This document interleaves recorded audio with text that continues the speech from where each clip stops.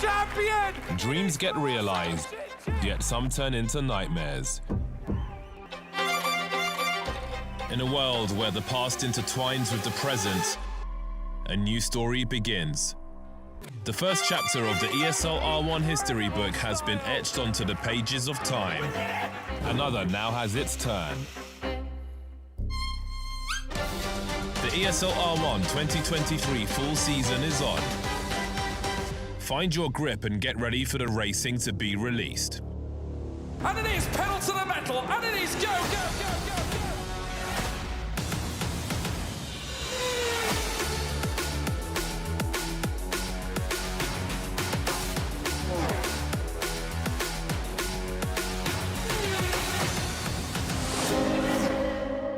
What is good in the hood, everybody? We are back once again for ESL R1 full season, of course.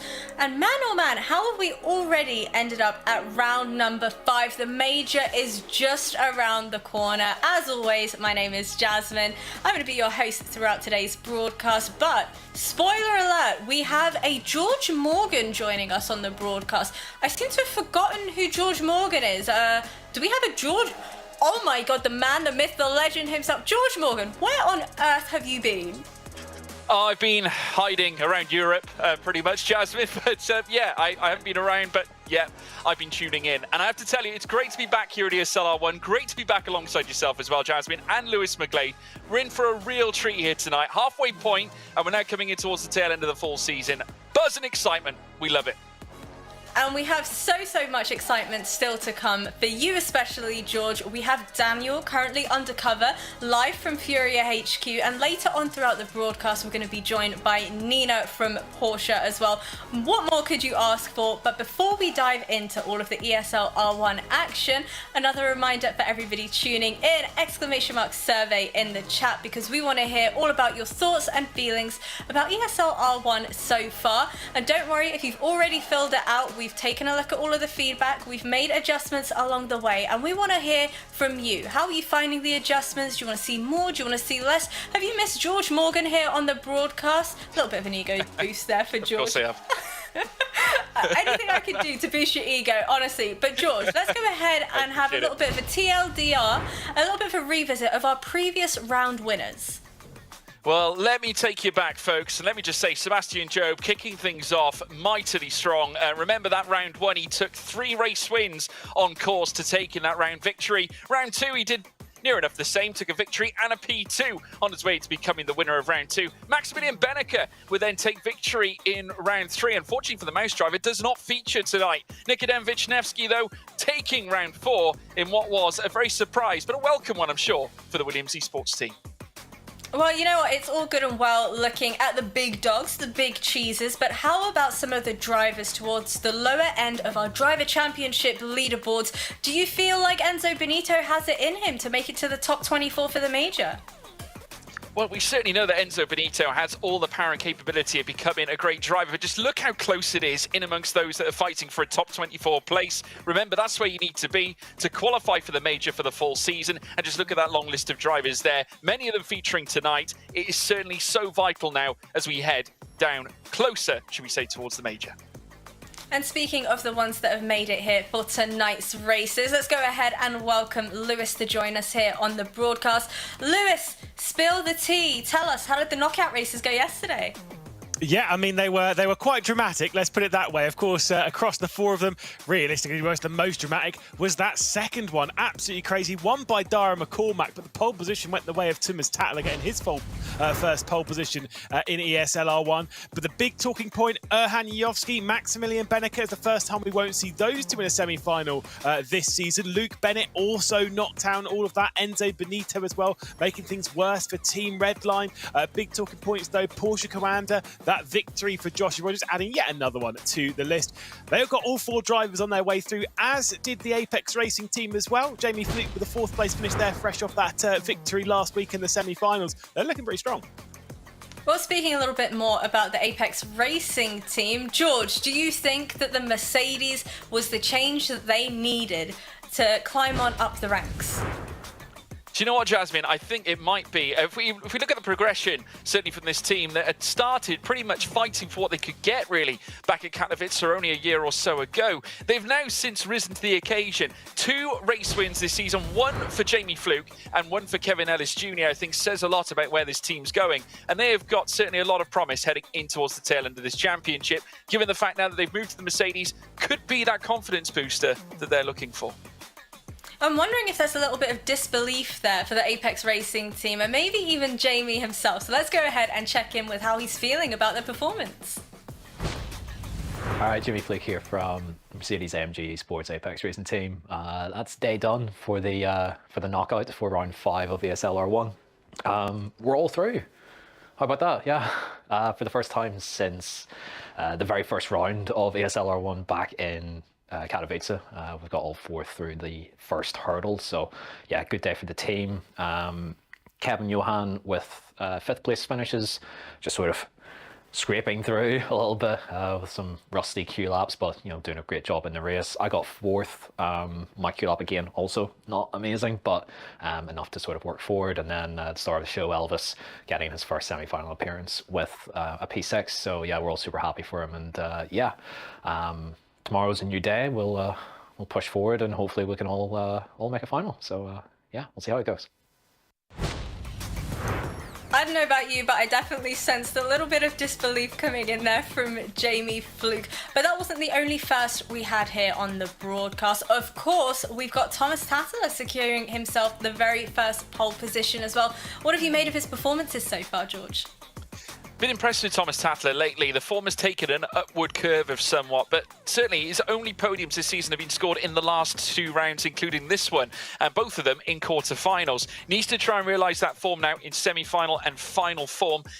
The question is, can he take it? Needs to run now, use this motivation and this momentum, bring himself forward, try and get himself in a spot in the top 24. He is right on the threshold of it. So as long as he can maintain these performances, he has a great chance. Well, I'm curious to find out the game plan moving on from here. So let's go ahead and find out if there is one. I am through to the semi-finals. Today I got pole position and P2. I believe it's my first pole in the regular season. Yeah, really happy. Pole up was not insane. It was just clean all the way through. And yeah, happy to get the pole, and it was actually the fastest lap out of anyone in the knockout stage in qualifying, so really happy with that. Nice fight in the race with Beneke, and yeah, I just did everything as I had learned in our practice races, and yeah, that's really helped. I knew which ride to take every time. Yeah, it worked until McCormack came, and yeah, couldn't defend against him. There was some small contact and he could get by me, but still kept P2. I'm really happy with that. Important points, and tomorrow, hopefully this time I don't choke it like last week, and yeah, go into the finals. The point situation is not great for me at the moment, so it's important that I get good points, and today was definitely good points, so yeah, excited for tomorrow. Well, certainly a lot to think about, a lot to work on as well heading into today's races. But today is definitely the broadcast of all of the first coming out, because it was the first semi-final appearance for Lasse Sorensen from Furia as well. Now, George, yourself as my dear expert, talk to me. Why has it taken so long for Furia to manage to get another driver through? It's unbelievable, really. If you look at Lasse Sorensen, he was one of the spirited leaders of the seasonal climb through the spring series that we had since Katowice, and really rose the team to the occasion. Since then, though, we've seen Kiki Oliva step up. He, of course, holding the record so far of having their podiums recorded. We look at some of them as well. Obviously, 2 third places have gone certainly very strongly for him. Sorensen, however, making his first appearance this season so far in semi-final action. So he needs to try and muster up that same pace, that same ideology from the spring series to give Furia a great chance. Well, we do indeed have Daniel undercover right now to spill the tea and tell us what is going on in Furia headquarters. Talk to me, can you feel the pressure building? Can you feel the intensity? So totally, we've spent the last day with the guys here and yesterday, and it's been amazing following them. They're not they're very good at hiding how they're feeling about the race, but I think deep down they're a little bit nervous. I've been looking at Guy's leg over here, and it's already been going off. So yeah, no, definitely excited. Daniel, tell me, obviously with you having the team all under one roof, how imperative is it to have them all practicing together, building that unity? Does it build decent team chemistry for you? I mean, yes. Not everybody is practicing together, sadly, but they're trying to get as many hours in together as possible. Lasse Sørensen and Lasse Bak was just here, but sadly, because of technical issues, Lasse Sørensen will have to race from home today. But after talking to the guys and everybody here, like after they came to Denmark, it's been nothing but positive like results, especially as we see today with two guys moving through for the first time in the fall season here. So great stuff. All right, well, can you give us a little bit of a tour in the room that you're currently in right now? Obviously, we've got Kiki ready and waiting, eager to get racing. Of course, yeah. You got Kiki down here in the bottom left. This is the sim rakes right here. Then over here you have Guy, the manager, the tech of the one that makes the whole team tick. And then down here you have the couch, Gustavo, in control of the snacks and the hype tonight. So everything's good. The snacks and the hype, I'm here for it. What snacks do they got though? They got popcorn, caramelized popcorn and raspberry popcorn, as we were just joking about. But yeah. Ooh. I didn't know that was a thing. Well, neither did I. I had zero idea. Well, thank you so much for joining us, Daniel. We're going to be checking in with you a little bit later on for a full tour of the Furia facilities. So best of luck to you, and I hope you get some solid content from them. Thank you. See you guys later. All right, George Morgan, what do you make of that then? We have the intel that because of tech issues, the Furia boys are not going to be all together in HQ like we thought they would be. Is that going to impact their performance throughout the races?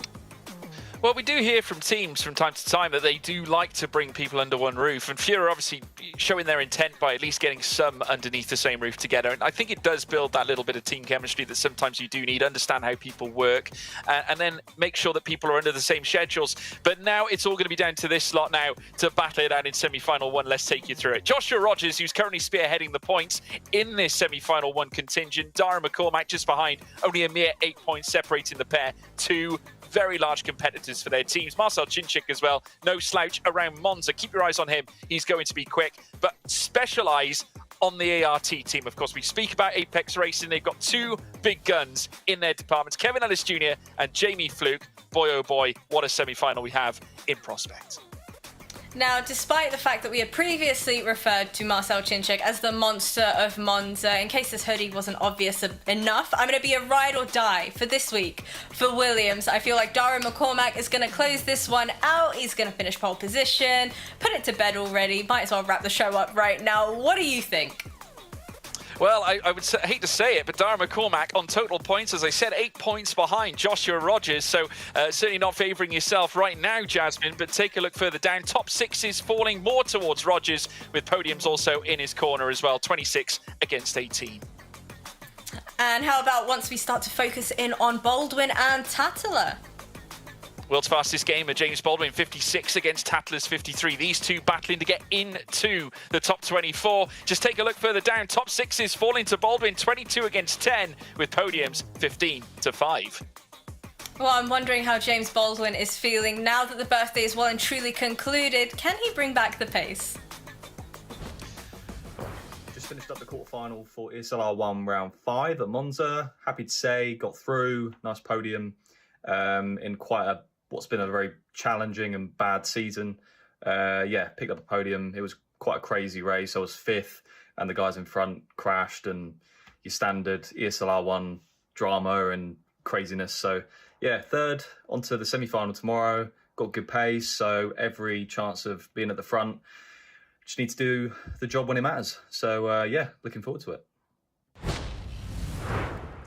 Well, could it be Baldwin switching things around this season? Obviously had a bit of a struggled start to the full season. I think it might be time for him to turn things around. As we're also going to help ask you for a little bit of help as well. You've given some opinions on the surveys coming up to this round of the season. We've seen this a few times before. If you have answered the survey before, feel free to answer it again. We want to hear what your opinions are on how things have changed, on how things are getting better, on how things, again, you still want us to progress. We still want to hear from you, as well as everyone who hasn't answered the survey. Get on it and tell us, please, again, whether it's commentators or stuff, if you want to get rid of George Morgan for more rounds this season. I certainly do, but that's fine. Traitor. So, yeah, it's fine.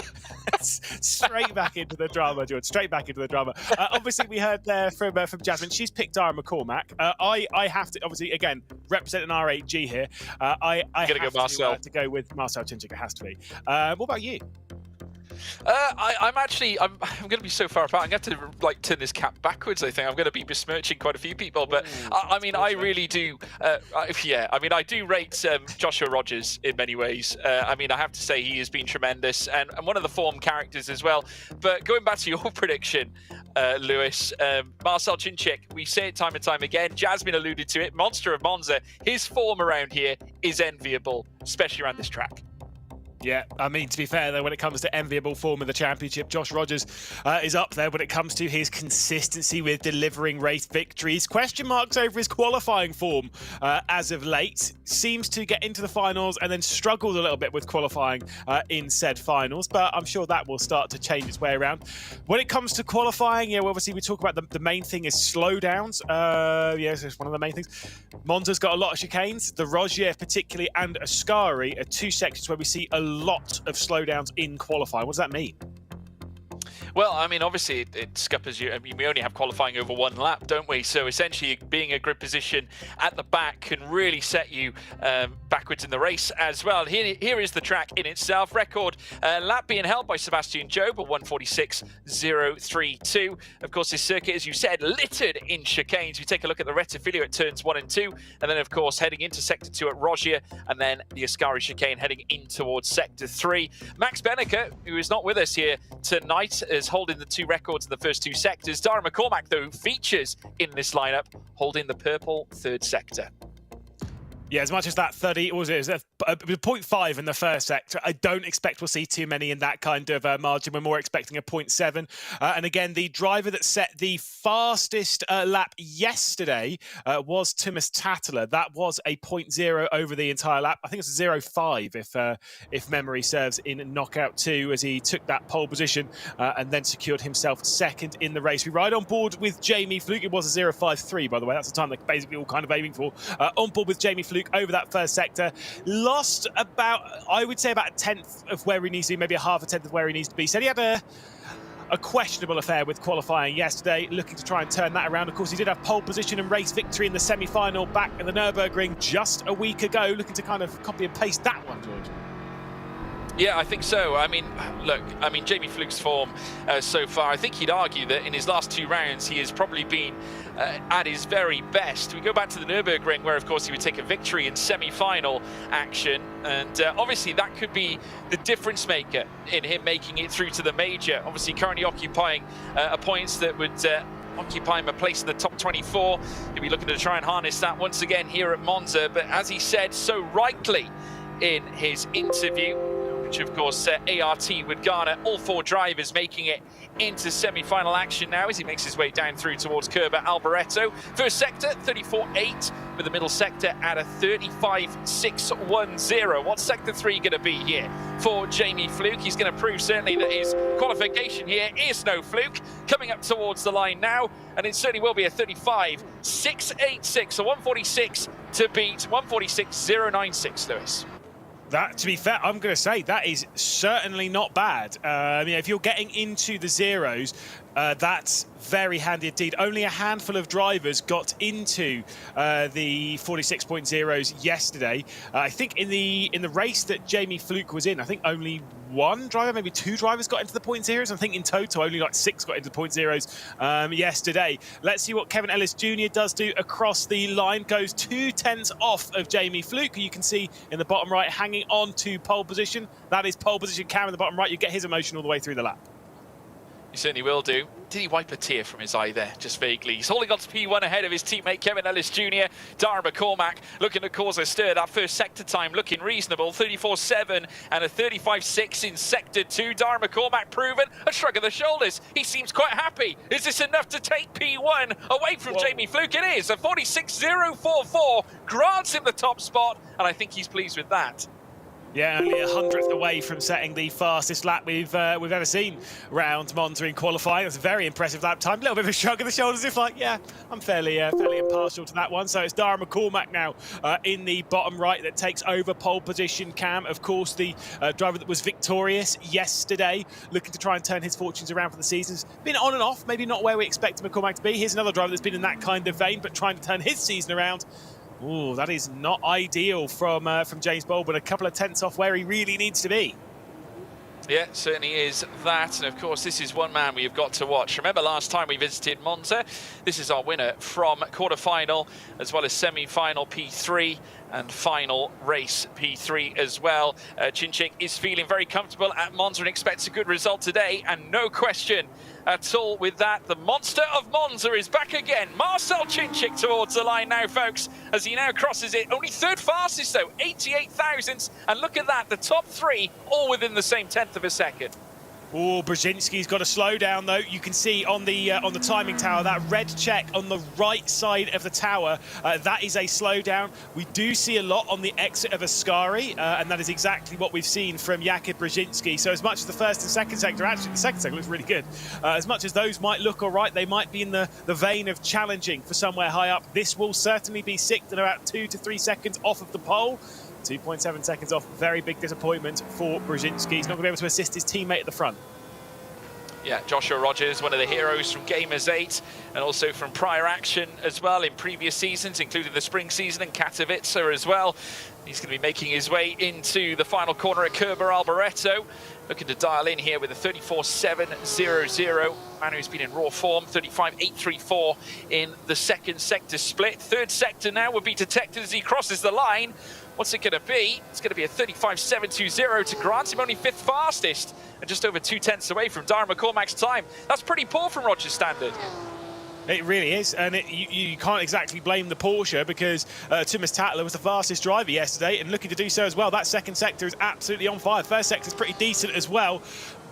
I'm not sure it's going to be enough to challenge the 0.44 that Dara McCormack's set, but it could be good enough for the front row. Thomas Tattler coming through the final corner up towards the line.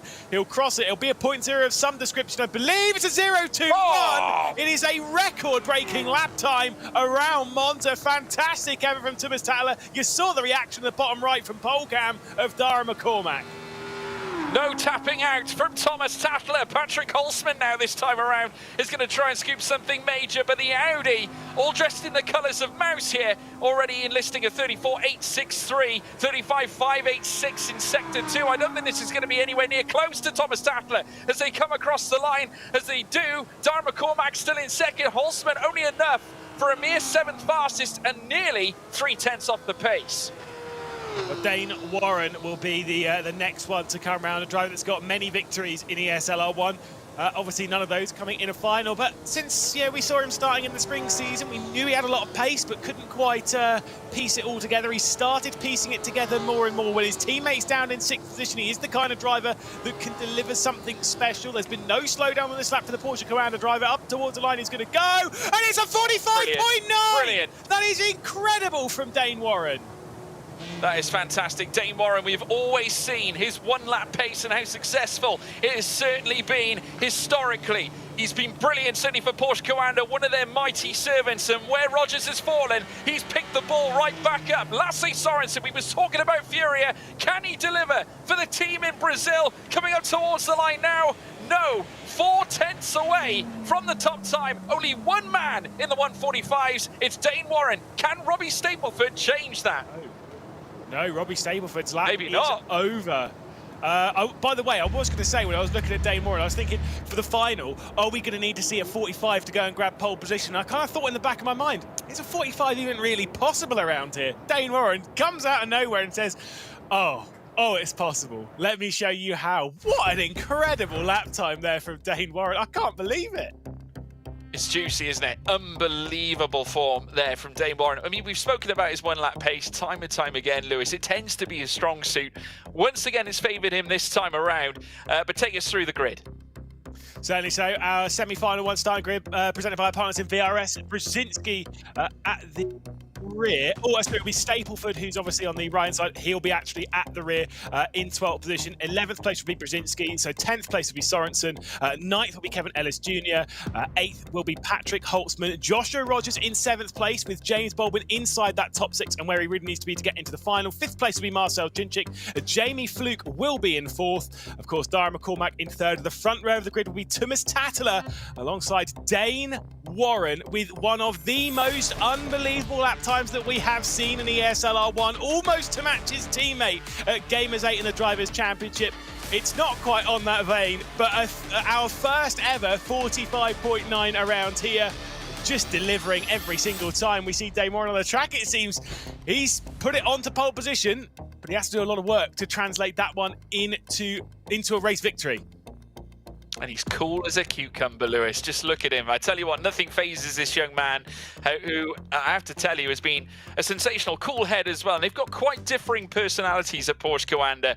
And you've got the likes of Joshua Rogers, who tends to be favoured over a race pace scenario. There's Dara McCormack, who must be feeling just that little bit sore that his time wasn't able to grab pole. Yeah, I mean, you saw the frustration when he saw Thomas Tattler come across the line. He was a little bit disappointed. Has had question marks over his head over qualifying. And, you know, again, they're maybe showing it again. But to be fair, a 0.44 is an impressive time, as was the 0.96 that Jamie Fluke set. James Baldwin, 6th position in that qualifying. Can imagine the pressure that's building on his shoulders as Thomas Tattler there. I think he would have been like, that's pole position done. When he set that 0.2. Like, yeah, that's it. It's a record break. Don't worry about it. Boom. Dane Warren out of nowhere. You can't take anything away from Thomas Tattler, though. That was a sensational time that he put together. I mean, just to get himself to the front. I mean, something must have changed recently. Maybe he's getting himself ingrained with the sim. Of course, it takes drivers longer than others in order to try and embed themselves with Wrench Sport, especially when they diversify themselves with various different simulators. And of course, these drivers representing their teams do drive across various different championships. Kevin Ellis Jr. would know that more than anybody as well. Patrick Holtzman, of course, Maug's missing some key figures, Lewis, and it's really up to him as well to pick up from where they're lacking in terms of where Maximilian Benneker not featuring here tonight. He's the alone mouse driver and all this. By the way, I just want to give a little bit of a shout out in that qualifying session. The top 3 times, right, that all 3 of them would have been fast enough to set pole position in every single race yesterday. That is how much Incredible. They have stepped it up. It is ridiculous. But the race is a different thing. Dane Warren's done the work in qualifying. He'll start this one from pole position as we go racing at the Temple of Speed once more in semi-final 1. Still looking for the top 6 as a decent start from the Porsche Coanda driver of Dane Warren. But look at Dara McCormack attacking Thomas Tattler on the outside, having a better launch than the Porsche on his inside. And it could be heroic dropping backwards. A big move around the outside from Dara McCormack. Second place will be his. He might want muscle him out in the background. But look at all this for about 6th, 7th, 8th position. It's madness. Yeah, I tell you what, Patrick Holtzman was the victim of all of that. Dropped down to the tail of the field as now we see the Porsche Coanda car of Joshua Rogers now coming up side by side. And I believe he has Marcel Cinchik for company as well. Just look at them. 5 cars all in the mix together, fighting to try and get up into the higher places. 3 wide heading through the Roger immediately. And they're all bumbling over the curbs. And look at Sorensen. Sorensen around the outside, heading through towards the first Lesmo. He's taken all of them. He managed to overtake 3 cars heading through the Roger chicane. That was special. High IQ move there from Lasse Sorensen. Yeah, but low IQ driving from literally everyone else. They're battling for 7th. What are you doing, lads? You've let the top 6 run away. You've let them build a gap. You're not going to be progressing if you finish in 7th. You've got to be in that top 6. So crazy stuff from all of them. We'll see the train fly through. It might have actually been 6th because Robbie Stapleford has not actually made it to the race start. So that was actually the 6th position that Marcel Cinchik put himself into. But, I mean, they've let everyone else run away in all of this. That was, we'll call it interesting. I mean, it was exciting, that's for sure. Yeah, it certainly was. 5 cars literally fighting it out, heading through Curva Grande. This is the view from the Furia HQ as we now embed ourselves in the camp. They have, of course, just witnessed a magnificent start from Lasse Sorensen. Now sees himself 7th fastest in this tier of cars, chasing down Marcel Chinchik. Now Chinchik has got a problem here, because he's 2 seconds in behind James Baldwin, and someone else who might have a problem here on his hands is Joshua Rogers, because Kevin Ellis Jr. now looking for a move as well. 8th place on the table as they run side by side together. The new Mercedes certainly not phasing them. Their performance has been sensational at Apex Racing Team. Curva Grande up next. You can see now Joshua Rogers just trying to nurse himself around this specific corner, trying to prevent the onslaught here from Kevin Ellis Jr. But waiting in behind is Kuba Brzezinski, who's looking to pounce at this point, and now he might do. Heading into the Rogier now, side by side between yet another Mercedes and the Porsche this time. And now Rogers coming under a grievous assault as now Kuba Brzezinski moves himself up to 8th place. Yeah, Rogers isn't going anywhere. He's not going near that final at the moment with all this fighting going on around the outside. Patrick Holtzman gets a little bit of a hit check from Joshua Rogers. Now comes back onto the line. Kevin Ellis Jr. is there to greet him and give him a little bit of a door rub as well. Crazy scenes between all of them. You can see a little bit of movement behind Kevin Ellis Jr. in the Apex Racing facility. But yeah, wow, that was madness. If I'm Lasse Sorensen, by the way, I'm not fighting Marcel Chinchik right now. I know it's for 6th spot, but he's the master of Monza. We've said that before. Oh my goodness me, that was contact between Ellis Jr. and Patrick Holtzman. How they remain on the racetrack, I have no idea. But yeah, let Marcel Chinchik do the work. Let him try and catch up to James Baldwin. If there's no move within like 3 laps from the end and there's no chance of you closing up, then go for it. But right now, play the long game. Lasse Sorensen's been sim racing for a long time. He'll know to do that. And he'll have the benefits of the aero and the slipstream as well, whereas Chinchik certainly doesn't. And have a look at this now, because incoming the Furia BMW, which is now hunting down the Audi belonging to RAG. Lasse Sorensen dialed in this time around, hugging that rear wing on that Audi belonging to Marcel Chinchik. Not opted to make the move though, happy to tuck back in. Now, whether he's going to use him for the tow here, Lewis, that might be his idea, because Chinchik is starting to close. He is just gained 5/10 on Baldwin in front of him. Yeah, like I say, just trying to get through all of this crazy drama, of which there has been a whole heap at the start of this race. But you can see that gap between Chinchik and Baldwin coming down. So this is what I'm saying. I think that Sorensen is going to be sort of holding on to that spot without like trying to pierce too much pressure onto the rear end of the RAG driver. But we'll see how things unfold through the race. There's a lot left to go here in semi-final 1.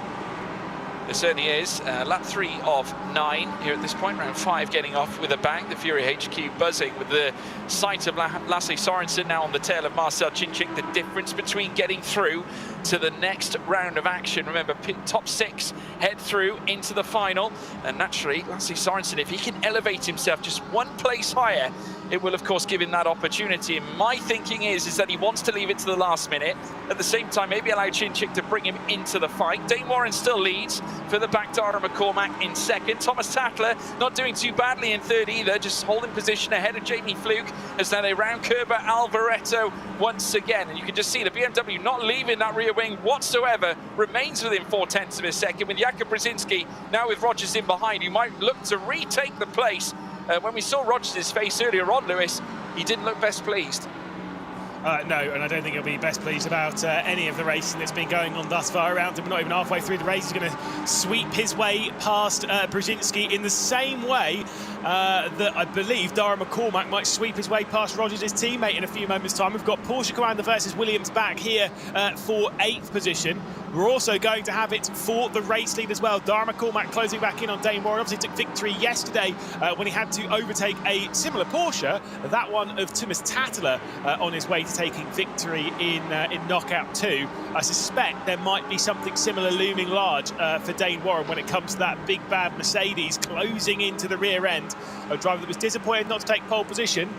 I mean, maybe Dara McCormack's aiming for the clean sweep, only because Veracity's wearing that bright green Williams Racing Miami hoodie. Yeah, I think obviously it's definitely working for him right now. 2nd place. and currently going through to the final as well. Just look at this stream of cars now looking to fight it out. Rogers, of course, who has been further back. Obviously, we're looking at his teammate Dane Warren, who's leading the race at this point. Joshua Rogers is going to be absolutely devastated with the fact that he has not got himself in a position where he's going to get himself through. Remember, you need to be in the top 6. He's currently in 8th place, 1.5 seconds in behind Lasse Sorensen, who has a great chance of perhaps elevating himself as well. Chinchik holding on to that threshold of 6, but for how much longer can he do so? Because the time is not continuing to lower down. It's still 1.6 to 1.5. He hasn't found any more than that. So James Baldwin doing just enough to prevent that Audi getting closer and closer to the back of him here as now the cars make their way down the straight again. Thomas Tattler, who we're currently seeing on screen. There's the view of Dara McCormack's POV as we see Jamie Fluke have a look outside the aero down in towards turn 1, just giving Tattler something to think about as they enter the Retro chicane. But Baldwin's strong grip on the rear end of Jamie Fluke is beginning to falter. That gap, 0.8 of a second. He's still getting slipstream from this. He's still getting a comfortable amount of slipstream from this.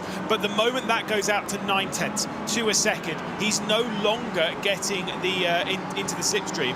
He's getting dragged back in by Chinchik and by Sorensen behind. So things are not comfortable. Look at his 0.9 of a second. He just doesn't have the pace right now, which is very concerning. And unlike in previous rounds, like what we saw at the Sergen Spa-Francorchamps earlier on in the season, I don't think James can. It's not bad luck, this one. It seems as though there might be some pace going slightly sideways.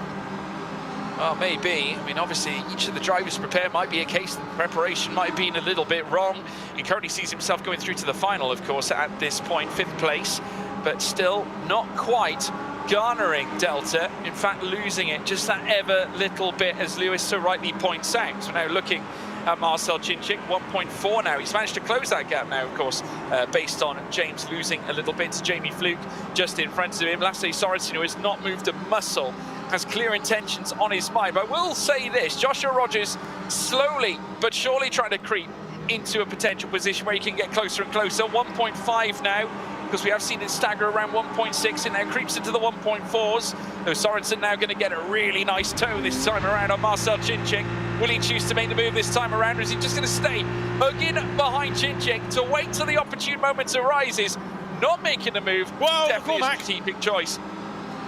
McCormack for the race lead. Did you see that in the distance? Like, he was going for it, and he was all over the curb at T1. Now he's trying to go for it. He's got a better drive off of the first corner, and he'll be surely trying something up towards the Roger. He was absolutely slamming it over the curb at T1. Somehow he's got a good drive off the corner, and I said before, Dane Warren's going to be feeling the pressure from McCormack behind. This is what we've spoken about every single time. This season of ESL R1, there are points on offer in the knockouts and in the semi-finals for taking the victory. It's 5 points different. When you have a driver like Maximilian Benneker, that's one of the drivers that's up there in the championship, that's been knocked out in the knockout phases, you have to take advantage of that round. McCormack will know that. Rogers will know that. Rogers is outside of that grouping as well, so there could be even more to gain for drivers like McCormack. Yeah, it certainly can be, and McCormack's got form around here as well as a race winner in semi-final action back at round 1 earlier on in the season, not to mention second in quarter-final and final races in that same round as well, and has since then built up a plethora of sturdy points for the Williams team, is now once again hovering all over the tail of Dara McCormack, and is going to ask the major questions, I think, as they make their way down towards Kerber Alboreto. Look how close he is to the Delta, as well as Jamie Fluke in behind Thomas Tattler, who has been threatening time and time again. Remember, Fluke went outside the aero, down the inside, and there you see the race map. McCormack, winner of the race here at Monza and the Gamers 8 Teams Championship as well, so has got the form to bring the fight this time around here in round 5, as now he opens up the door on Dane Warren, heading down towards the Rettifilia. The man who went fastest in quali now being faced by the man who is fastest at Gamers 8 here at this very track. He's done it, has made the move, taken the lead here on lap 7 of 9. Can Dane Warren take him back? Yeah, got to remember with McCormack's form as well, it wasn't just there that he was victorious. He was victorious in the opening race at the spring season, on the final day of the spring season major back in Munich as well. So he knows how to get things done on multiple occasions around this circuit, and certainly has proven himself. Big kick of oversteer though as he turns in on the brakes, just releasing the car just a touch on that rear end, but a solid hold from McCormack up to the race lead. 3 laps left to go, the top 6 at the moment. McCormack, Warren, Tattler, Fluke, Baldwin, and of course Marcel Chinchik, who now finds himself 1.2 seconds behind Baldwin. Rogers is closing in on the back of Sørensen. So there are some battles that are showing this train could be growing on that final lap of the race. I said in our little private chat, and I'm not happy. I'm not scared to say this on broadcast. I said that there was no way that Josh Rogers was making it through into the final. I'm now starting to believe there is potential.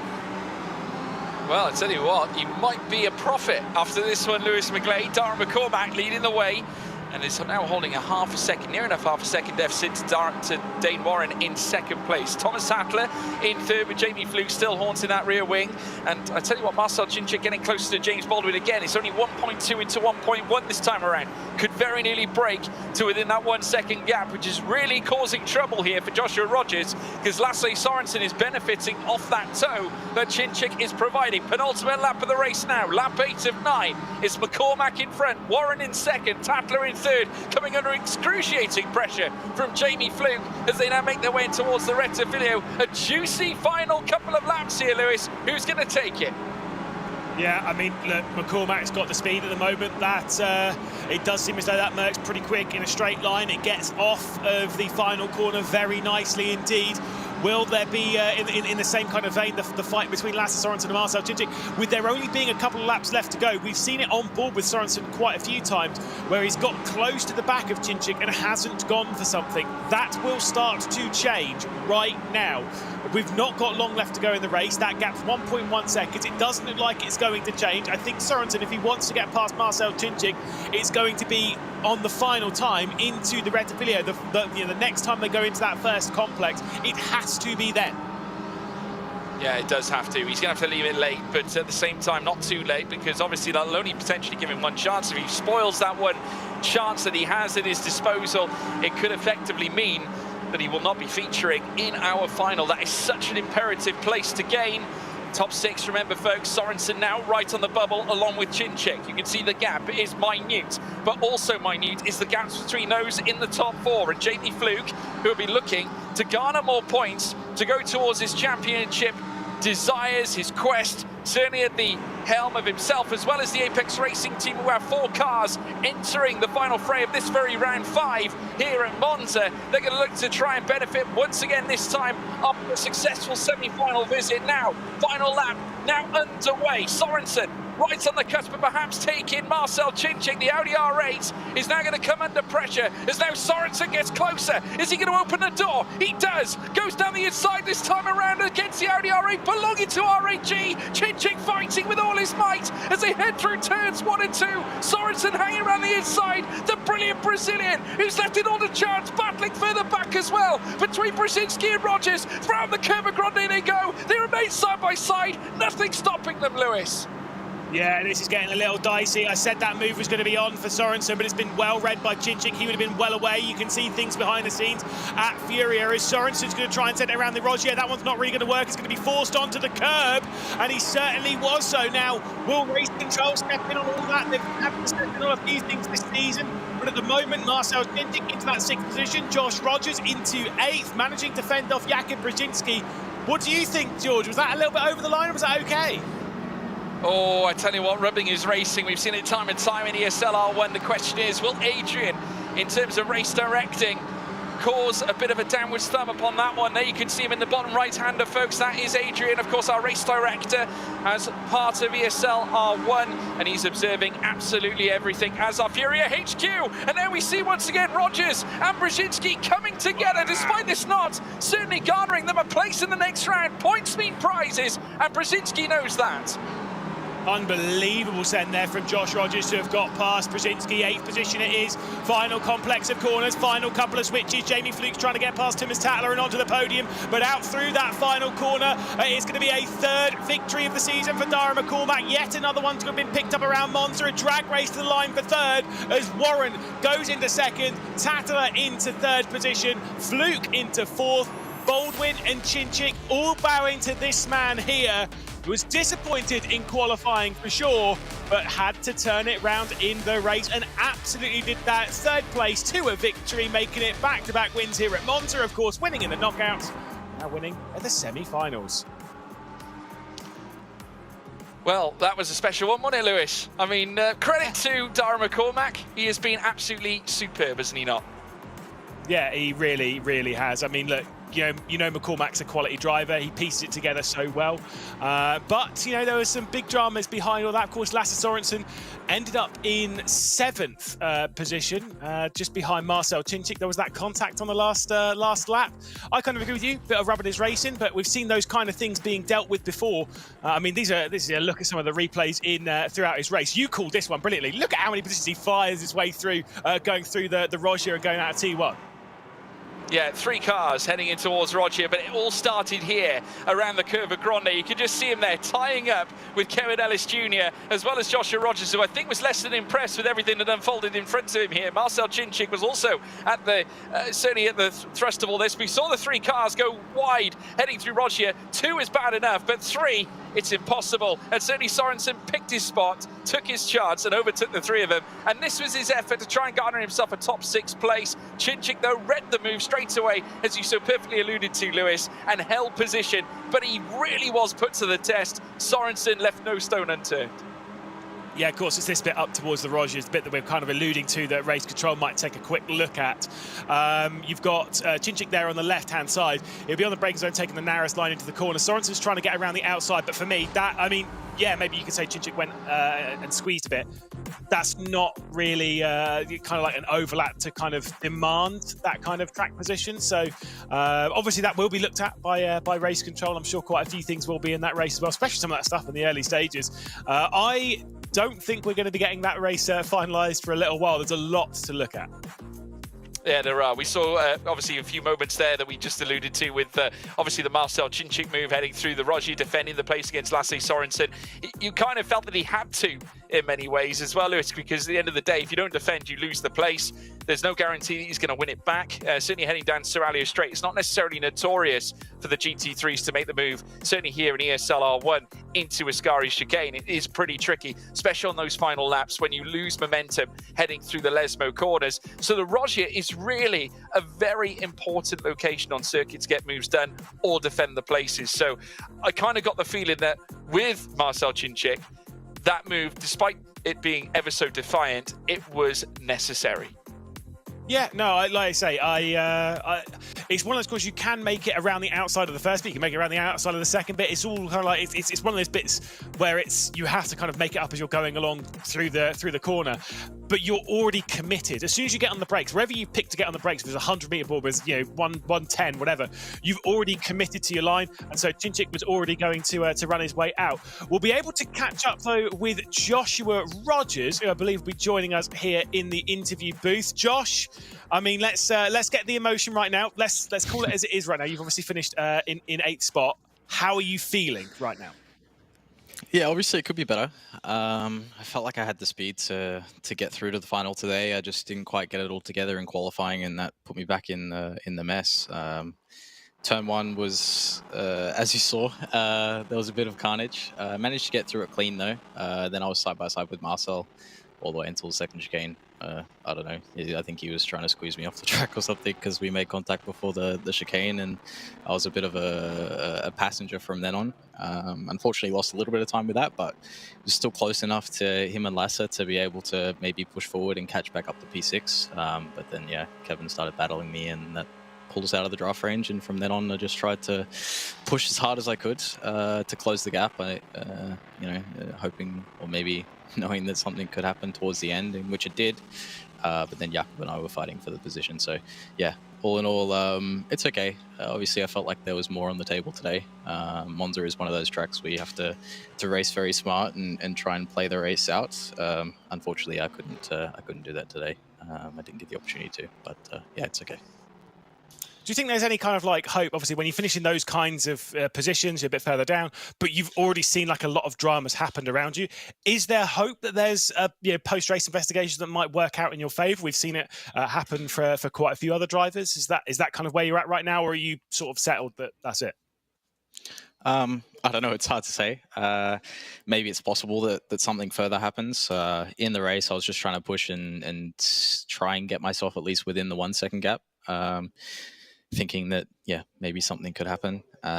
Unfortunately, I was just slightly out of that the whole way. But yeah, no, I mean, whether something happens or it doesn't, I'm content with where we are now. And all I can do is look forward to the next round coming up.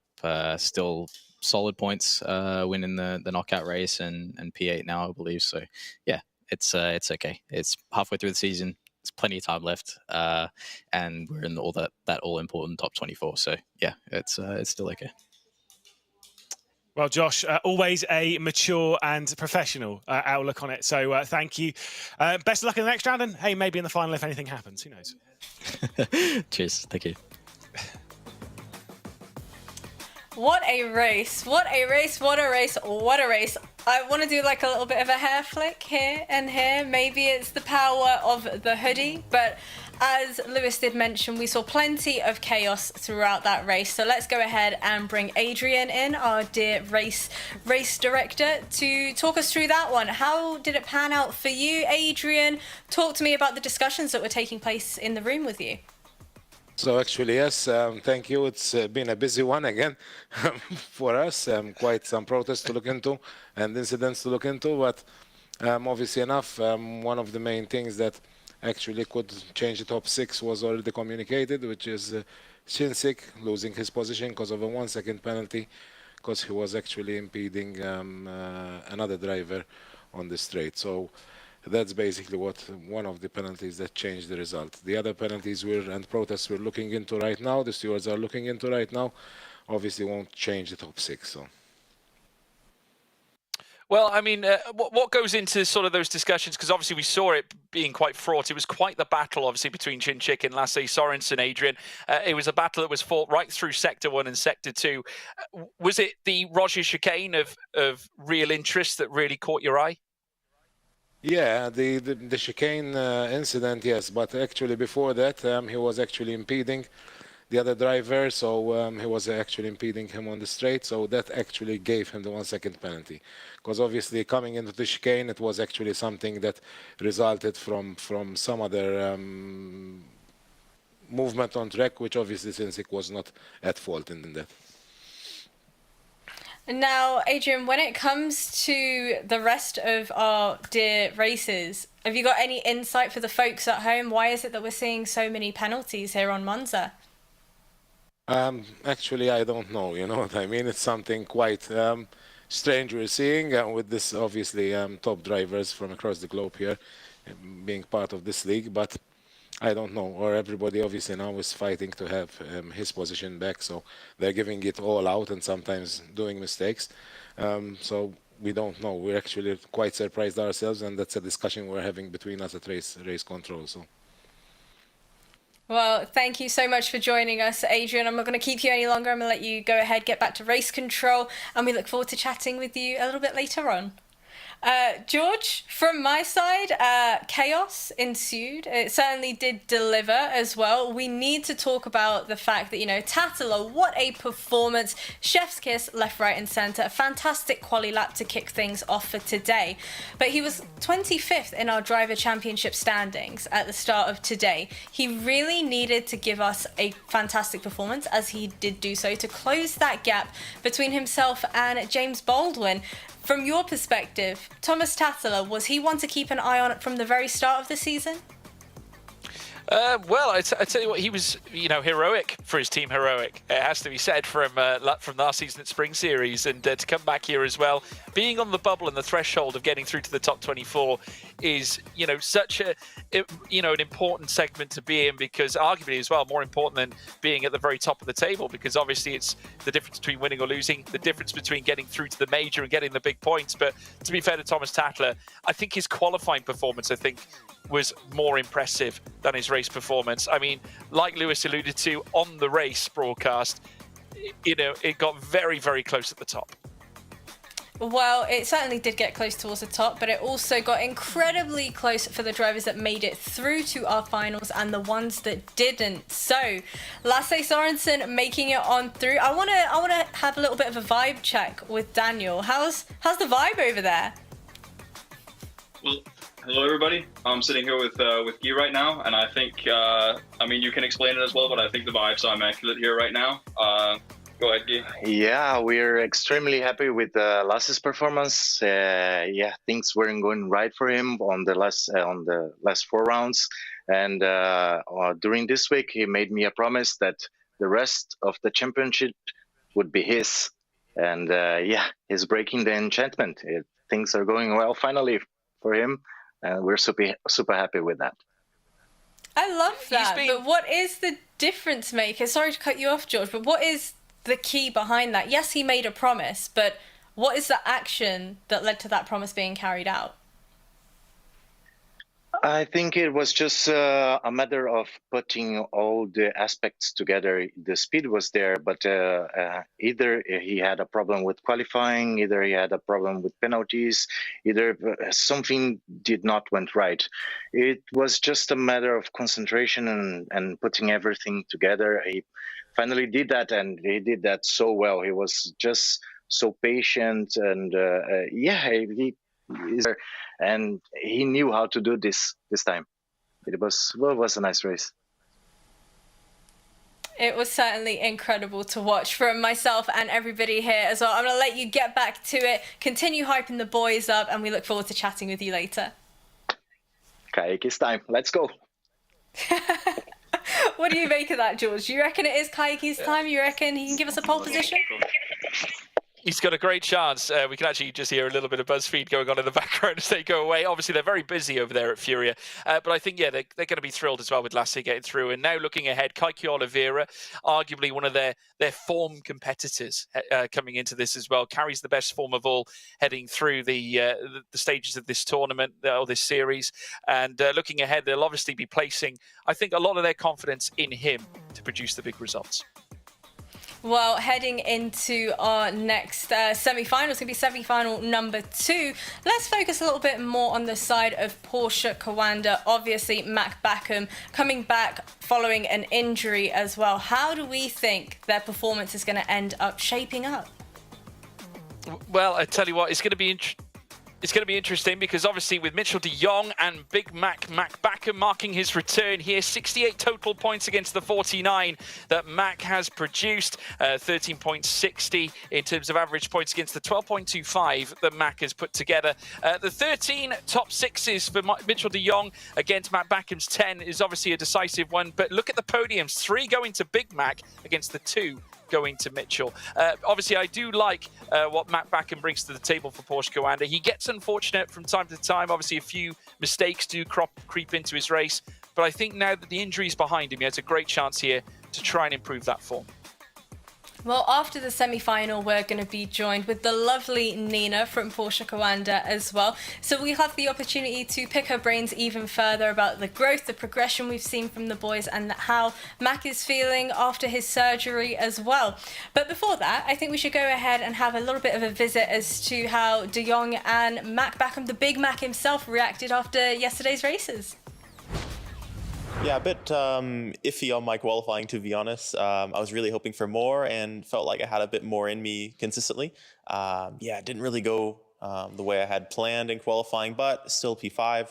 Can't be too upset with that. And, also the race was not my best work, but still made it through P4. Good points, and we'll take it on to the next day where we can hopefully have a big performance. So with my qualifying lap, I was pretty happy. There were definitely some mistakes I would have liked to iron out, but overall getting P1, I was just super happy with that. I think it's my first pole in the series, so not too bad. And then in the race, I got quite a gap early on, so I was really hoping I could just kind of maintain that. But once Jeffrey got past Kike, he just managed to close the gap really quickly, which kind of caught me by surprise. And then from there, my tires were a little bit burnt out, so I was really trying to stay with Jeffrey and maybe get him on the final lap, but I wasn't able to get close enough. So in the end, I had to defend from, I think, a Williams. And then, yeah, happy to just stay in P2. Goal was definitely the win once I was on the grid, but the overall goal for me was top 2 today. So, yeah, in hindsight, not too bad. Well, a lovely bunch of drivers we have here amongst us. Lewis McGlade, I feel like you are the giver of all the tea here at ESL R1. So go ahead, tell us what me and George ended up missing during the knockout stages yesterday. Well, you missed Sebastian Job taking yet another win, his 4th in a row around Monza this season, because obviously he did win all 3 of them back at the start of the season, and then this one as well to boot, so maybe he's looking for yet another clean sweep. Jeffrey Rietveld, of course, won as well. I've been told by GT that the BMW is not very good around here, but that's 2 BMW victories, so each their own on that one. Yuri Toman finished in 2nd position. Drivers like Moritz Lerner got knocked out. Bonner House got knocked out. Thibaut Casabon got knocked out. My boy Eamon Murphy, I'm wearing his shirt right now, knocked out as well. Crazy stuff. Nikodem Wisniewski did make his way through, though, obviously after that race victory in the final last time. So plenty of big cheers for the Williams camp. Obviously, I know you're not biased towards that at all with that hoodie on. Yeah, I mean, it's a fantastic hoodie. Just throwing that one out there. Maybe the hoodie brought some luck. Who knows? What do you think, George? Yeah, I think so. But Dara McCormack, in many ways, he doesn't really require too much luck, does he? He's just that good. And I think, obviously, Kuba Brzezinski gave a good showing, despite not perhaps making it through to the next, or to the final stage. But hey, look, we got some contenders here this time around. Let's take you through the lineup for semi-final 2, folks. Sebastian Job, as Lewis alluded to, favours this track a lot, doesn't he? 3 race wins in a row at the very first round of the Fall Season Championship. Yuri Toman as well, who was tenacious in his own right. Nikodem Wisniewski, who is another one to watch after his recent successes as well. Mustachio is back. Kevin Siggy in 4th place. Kiki Oliva, be taking a look in the Furia camp. He's obviously one to watch as well as they look to move their way through. Apex Racing Team, also with Johan Half and Elvis Rankin to watch. Well, it's no surprise, fellas, that my prediction is going to be Nikodem taking this one as well from the side of Williams. But I'm going to open up the floor to everybody at home once again with our fantastic survey. Go ahead and type !survey in the chat. Give us all of your feedback, things you want to change, things you're liking, maybe even mention some of the feedback you gave us last time, whether or not you've seen it come into effect. We're all ears over here at ESL R1 and all of the improvements as well. Now, seeing as though we've been speaking about the improvements, let's have a look at our driver championship improvements, because Jeffrey Rietveld is on a mission. Well, can I just say, talking about spilling the tea, looks like Rietveld spilled his tea a little bit. 73 points, though, however, certainly places him in a very, very good position. And naturally, considerably ahead of Mac Backham as well. And do you know what? That race win, Rietveld's first one in the quarter-final, that might cause a stir, certainly for himself, and maybe grant himself some better results going forward. Of course, Big Mac has a lot of work to do, but just coming off the back of an injury certainly does set him back a little bit. But given the fact that he's talented, you've got to give him a chance. Sebastian Job head-to-head with Yuri Toman. 255 total points going by the way of Job, with 213 to Toman. The average grid position, though, 4th to Toman, 3rd or 3 to Job, but take a look at those average points per round. 51 going towards Sebastian Job. Just goes to show how consistent he really is, even though the top 6 and the podiums favour Yuri Toman. Graham Carroll and Tommy Usgaard head-to-head. Look at those points. 33 going to Graham Carroll with 28 to Tommy Usgaard. Now, the divisive matter on this is the fact that Tommy Usgaard has netted together 10 top 6s ahead of the 6 put together by Graham Carroll. And take a look at the podiums. While Graham Carroll is yet to score one, Tommy Usgaard has 3.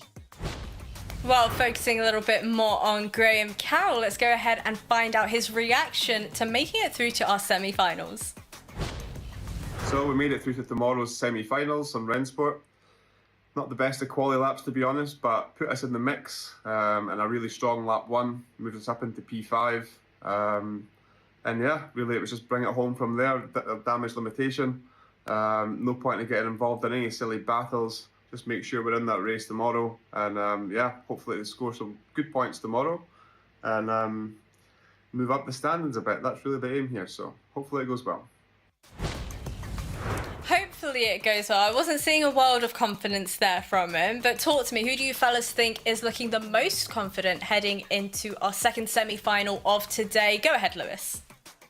I mean, most confident? I don't know. It's a little bit of a hard one. You've got to say Sebastian Job, but then I've kind of heard some things, like I said we were talking about, that they're not that confident in the BMW right now, despite having yet another victory. But yeah, that's kind of where things are. I was speaking to Elvis Rankin yesterday. He's very confident. I'll give him some plaudits. How about you, George? Well, I tell you what, I'm going to go with the form character. I think Jeffrey Rietveld, will continue his good run, from yesterday. Very impressed with that performance. I think his first win will galvanise him. I think it's what he's needed, to be fair, this full season. So I'm going to tip my hat in his favour. All right, I'm liking it. I think it's a solid prediction, definitely, especially given the lack of luck he's had, as well as some of the other Red Line boys as well. Only time will tell whether or not they'll be able to take it. But speaking of taking it, I'm going to let you guys take it from here. Good luck, have fun.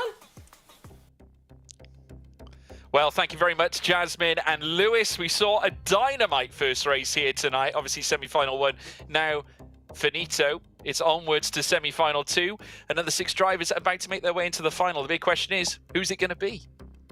Yeah, I mean, I was a bit vague on my prediction there because I wasn't sure about making one. But I have been told coming into this, I have been told to make whether I believe it or not, I've been told that I have to predict Elvis Rankin to win this one. Again, whether I believe it or not, that's the promise that's been made. I don't know if you can see this though. I've got an R8 G-top. I've got G2 underneath. There's no Apex Racing Team merch though, so read into that one, will you? I'm still fuming. Oh, well, I tell you what, moonlighting every team bar the team that Elvis Rankin is part of. Incredible scenes here at ESL R1. I mean, naturally, we've got such a dynamite lineup as well for this one. We speak about dynamite races that we had earlier on, a dynamite lineup on this occasion. Obviously, we allude to Jeffrey Rietveld taking his first race win. But talk about race wins. Sebastian Job's form coming into this particular round is absolutely stellar, especially at this very circuit. Let's take you through the lineup again. Sebastian Job going back to the form, Lewis. Obviously, 3 race wins here in round 1 at this very track. Surely he has to be the one to look at. Yeah, I can't really say that I'm expecting a 5th consecutive one from Sebastian Job. I mean, maybe there's going to be the turnarounds for drivers like Yuri Toman. Maybe we know RHG are really strong around here. Maybe Kiki Oliva is going to get into yet another final. Obviously snuck his way through last time courtesy of a penalty. Oh, his teammate's already just done that today. So, what's the harm in 2 for Furia? Well, no, not at all. I mean, arguably, Kiki Oliva has been the one that has produced the goods for them all season long, whereas lastly, Sorensen, who did deliver them some very special results in the last series that we had, of course, the spring season run in towards the Munich Major. It has since then, though, been Kiki Oliva who has spearheaded the Furia team onwards to greatness. As we take a look at the Furia HQ camp, Kiki Oliva currently sat in his seat, as you can see, both from the POV on the left-hand side and also on the right-hand side that is being shown from the Furia HQ as now we head in towards the Lesmo sections. Very key that you get this right here, Lewis, because it can be the difference between success and failure heading down the Serralio Straight and into Ascari. Yeah, the second Lesbo around here, in my opinion, is the hardest corner on the entire circuit. Yeah, you've got Ascari, which is so high-speed commitment. You've got the final corner, the Parabolica is fine, where you've got 1,000 different lines. But that second Lesbo, the fine line of precision required is unreal. Decent second sector here from Kiki Oliva. First sector's all right. A lot of curb being taken. Watch us on the exit. It's looking okay, just about within track limits there. I'm going to say I think this will be a low 0.1. Well, we'll soon wait and see. A 34.799 in Sector 1, met with a 35.586 in the second sector by Kiki Oliva. A man who has delivered some really big results for them this season. Of course, podium sitter twice, back at Monza in round 1 and also round 2 in the quarterfinal at Spa now. He's about to cross the line, a little shrug of the shoulders, a tip of the head, a 46.079. That's not bad for Kiki. Low point 1, never mind. Well done, Kiki Oliva, 0.79. Fantastic. Here's a driver who's not looking particularly pleased. You can see in the bottom right there, it's not even just pole position cam, it's Furia cam. We can see what's happening behind the scenes there, and the whole camp, all with the weight resting on Kiki Oliva's shoulders. Mac Backham unpleased with his lap time coming through the final corner. I think he's not received a slowdown on this lap, but I just don't think it's particularly fast. A 2.89. Eesh, that will be 8th, 9th, 10th, that kind of territory. That's not great. No, not at all. Obviously just returning back from injury. Might take some time to settle in. Mac Backham 0.2 of a second off the pace of Kiki Oliva. Graham Carroll is up next. Now round Kerber, Alboreto looking to dial this one in. Remember, no podiums netted at all for Graham Carroll this season so far. Heads up towards the line now. What can he garner from this visit? Ooh, 3/10 away from Kiki Oliva and a whole 10th of a second off the pace of Mac Backham. I think you'd be less than impressed with that, but Apex racing it back. Here's Johan Hath. And I'll tell you where this lap time's headed. It's pretty much headed for where Graham Carroll was. That second sector is poor, unfortunately, for Johan Hath. We know it's good. The Merc seems to be pretty decent off of the final corner up towards the line, so there might be a bit more time. Might well sneak around where Mac Backham is. Courtesy that first sector also being all right. Let's see what it is from Johan Hath across the line. Just ahead of Mac Backham, but not ideal. Losing a lot of time in that second sector. You can see the shake of the head. He's fuming, was the Frenchman. He certainly was. He certainly doesn't look happy. And talking about heroic, of course, Tom Husgaard now lining up, looking to follow on from the heroics of Thomas Tattler. Only just a race ago. Now heading through now the final corner at the Alboreto section. The Norwegian looking to strike it in position on those higher up the order. Kiki Oliva holding on to the 146. First sector doesn't look too bad. Second sector looks okay as well. Third place going to Tom Husgaard, uproots Mac Backham, but still frail and only just outside the 0.2 of a second mark. Yeah, of course, got to remember Tim Husgaard, as much as we say all of the the positives and stuff about his driver, he is a multiple race winner in ESL R1, having won quite a few races in the, I said quite a few, 3 races in the spring season, yet to do the same feat this season, hasn't quite found his form. Is another multiple race winner. Kevin Siggy across the line, goes his way into third, so just sneaking 5,000 a second ahead of Tim Husgaard. Still plenty of drivers left to come, 6 down, 6 to go. Yeah, only mere 5,000 is granted. Kevin Siggy, third place here for Team Redline. Yuri Toman, who was, as you can see from the race fans, made it to all finals so far this season and carries such a weight of expectation on his shoulders. Kiki Oliva watching on as well in the bottom right-hand as we see our pole cam currently watching as the RAG Audi R8 LMS crosses the line second fastest. Can't even bruise, though, the 10th of a second gap that separates Toman and Oliveira. It's nearly 1.5 tenths for Yuri Toman, but still second place. Now, can Elvis Rankin do it? I might have picked him for the victory in this one, but I am wisely informed that he thinks CSGO is CS1.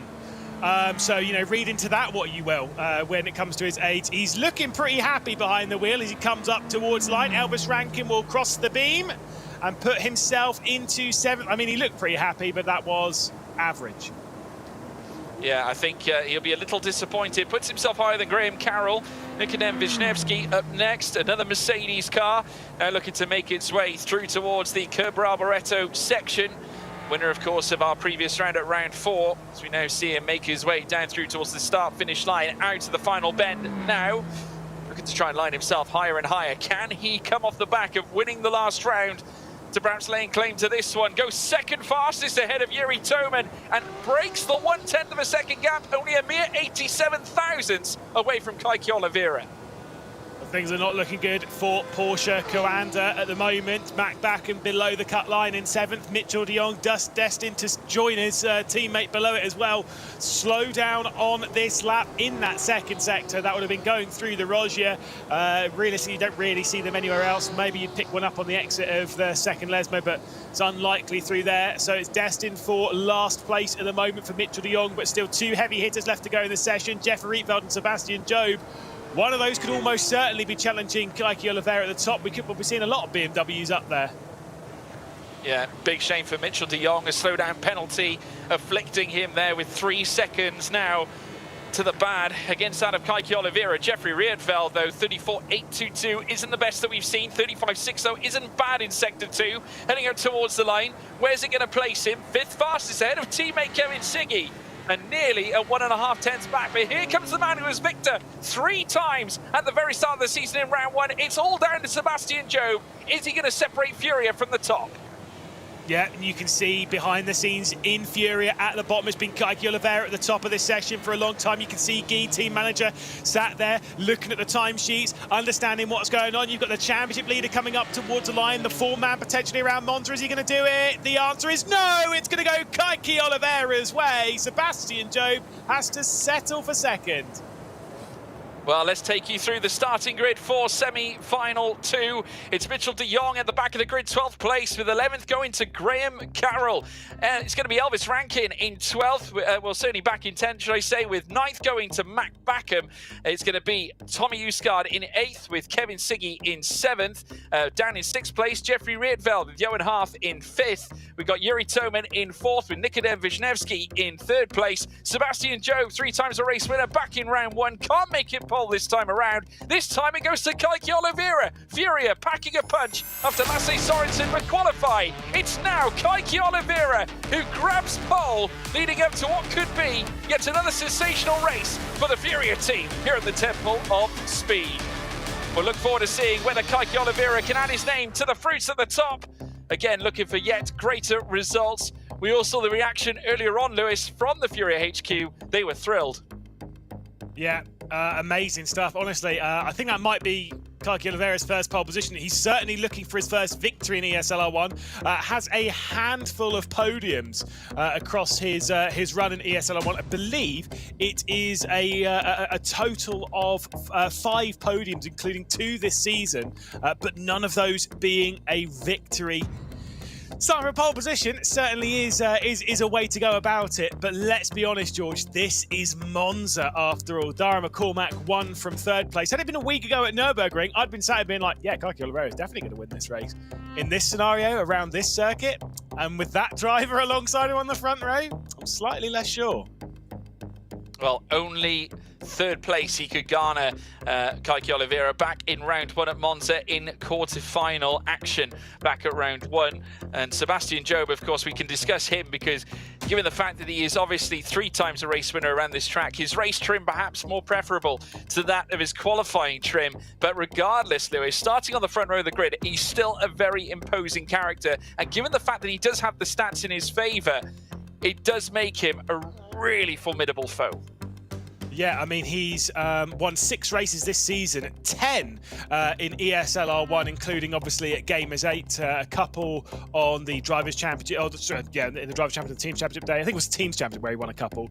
And then obviously won a couple last season. There's Kevin Siggy, a driver that we've been seeing working his way back forward. Of course, we just saw Yuri Toman, who's already won a couple of races this season.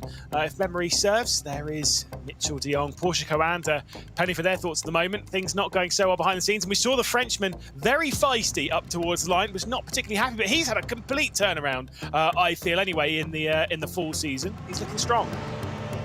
Yeah, Apex Racing Team have already got 1 car going through to the final. Now, as all 5 lights are lit, it's pedal to the metal. And it is go, go, go, go, go. And getting away off the line, well, Kiki Oliva getting the jump ahead of Sebastian Job, who could not quite attack him. Heading down into one now. Williams car in behind, of course, that being Yuri Toman as well in the Audi. And he's trying to jump ahead as well as they exit out of turn 2. It is still Oliva on top. Take a look at this. The Apex Racing Team also looming large. Of course, Johan Haaf further back in the mixer on this one, but he's being joined by that of Jeffrey Rietveld and Kevin Siggy down in the midfield. Yeah, Mitch de Jong, Mac Backham going side by side. Porsche commander in the background, always getting very sketchy there as covering over the nose. I think that was Johan Haaf just kind of fending off the 2 red lines sat behind. That was a little sketchy, a little naughty as they head their way up towards the second Lesmo. Certainly caught my attention and very, very scary indeed as they head their way through the second Lesmo on the first lap. Tight stuff in this grouping, but yeah, right now it's looking really good for our race leader, Kiki Oliva. Yeah, looking in great form right now, and got a really, really good start as well. Sebastian Job was forced in behind Nikodem Wisniewski in third place. Watching all this unfold, 82 thousandths away though was Yuri Kaspar heading into Ascari chicane. He was getting right up close and personal as they make their way through the slalom section before entering down yet another straight before entering the Curva Alboreto. Kiki Oliva looking to try and unleash a potential first ever race win in ESL R1 competition. Sebastian Job looking to follow on from his race win from yesterday to perhaps do exactly the same as what he did at the very start of the season, match a back-to-back race victory here at the Temple of Speed. It could yet be done. He's only in second place as they make their way down the straight to begin lap 2 of 9. It is still Oliveira leading at the top, and he's just taken the fastest lap. But look at Sebastian Job here, Lewis McLean. Yeah, he's gone straight for it. So Sebastian Job heads back to the front. He wants his 11th win in ESL R1. He wants his 5th around Monza this season alone. Incredible move there. Of course, you can see all this in the background. You've got Jeffrey Rietveld, you've got Elvis Rankin involved, all of them fighting over 7th position. Tommy Usgaard, who worked his way up inside the top 6 after receiving a slowdown in qualifying yesterday, looking to try and do the same thing. But unfortunately, Jeffrey Rietveld's got a bit of a gap between himself and his teammate. It's a bit of a squeeze coming down to the Rosja. Straight around the outside, the attempt is going to come from Usgaard, as is from Mitchell de Jong and Elvis Rankin. Yeah, the gap now has sprung out to 1.1 between Rietveld and Siggy, so now the red line car is exposed away from its teammates, and now that allows Usgaard to get himself inside the fight. Now remember, top 6 go through. The fact that Rietveld's in 7th means there's quite a gap between qualification and not getting qualified through towards the final in tonight's round 5.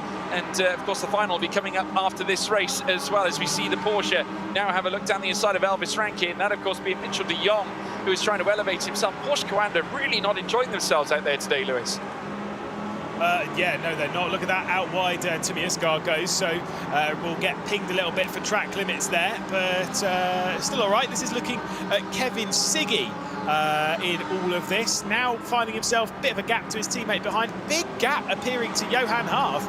And as I've said before, I've made the joke about maybe being blah, blah, blah, blah. It's just because what G2 Luke was saying in my chat yesterday when I was out having a little watch along.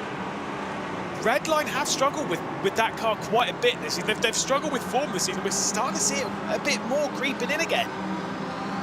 Yeah, we are seeing it come straight back in. Sebastian Job has taken the fastest lap of the race so far, battling now between Usgaard and Jeffrey Rietveld as they switch side by side. Usgaard now overtakes the red line car and is up to 7th place, and already it's trying to clamber back against Kevin Siggy, who has dropped away from Johan Hart. So already the P6 position under threat. Rietveld, though, looking to answer back, heading out of the Curva Grande in towards the Rosja. We've seen an action-packed visit here, time and time again already. We saw it in the previous race. This time around, though, Rietveld covered off by Tommy Usgaard. Again, heroic, bringing their best to the forefront here. And with Siggy losing time, Usgaard still within that second gap. It's just gone outside now. He has a great chance, perhaps even grabbing qualification into the final tonight. Like I said, he basically did the same thing yesterday from obviously from slightly harsher scenarios, but on technically a weaker grid, all things considered in the knockouts, working his way from a slowdown up inside that top 6. Tommy Usgaard is trying to do exactly the same thing again, but he's got now to fend off one team red line car of Jeff Rietveld whilst trying to close up the other of Kevin Siggy. Do I think Tommy Usgaard has the pace around here to do that? Yes. Will he do it if he keeps making mistakes like that? Absolutely not. Too wide going through the exit of Ascari for the second consecutive lap, and now he's going to lose out to Jeffrey Rietveld. This could be curtains for any of this group progressing their way through into the final later on this evening. Yeah, absolutely, running wide on the outset of Ascari and then leaving himself a lamb to slaughter. As now in comes Jeffrey Rietveld, retakes the place. We've got a drive-through. Nikodem Wisniewski in the pits. A drive-through penalty as he has to serve it here. Goodness me, what has decided that as we see battling down towards turn 1? I'm going to assume that was a jump start from Wisniewski. It's the only real thing we see drive-throughs in this championship. So Wisniewski will drop back the order, our round winner of the previous one at the Nürburgring. The inside line being taken from Tommy Usgaard, trying to pick up the position here on Jeff Rietveld. And suddenly, this position has so much weight for it. Get in the top 6 and you progress through into a final. Rietveld's fighting for it, Usgaard's fighting for it, Elvis Rankin's fighting for his second ever top 6 in ESL R1 and his first ever final courtesy. He's got to fend off de Jong in the background. Yeah, the value has just crept up, as you so rightly say, with Nikodem Wisniewski now coming into the pit lane. Just see some muttering there from Jeffrey Riedveld. We saw him, of course, displaying his anger as then Uskar tried to launch the attack against him for that P6 position. And now, with Elvis Rankin also smelling an opportunity and perhaps laying claim to qualification himself for the final, this has definitely become a very gripping scenario. Down the Soralio straight they come. Elvis Rankin watching everything unfold. Mitchell de Jong doing the same. There's quite a gap between them and Graham Carroll in 10th place, 1.4 seconds as Mitchell de Jong getting closer and closer to the back of the Apex racing car. Rankin coming under significant pressure. I'll tell you this, I've got absolutely no love for Monza in the world of sim racing. I've never enjoyed driving around it myself. I've never gone particularly well around here.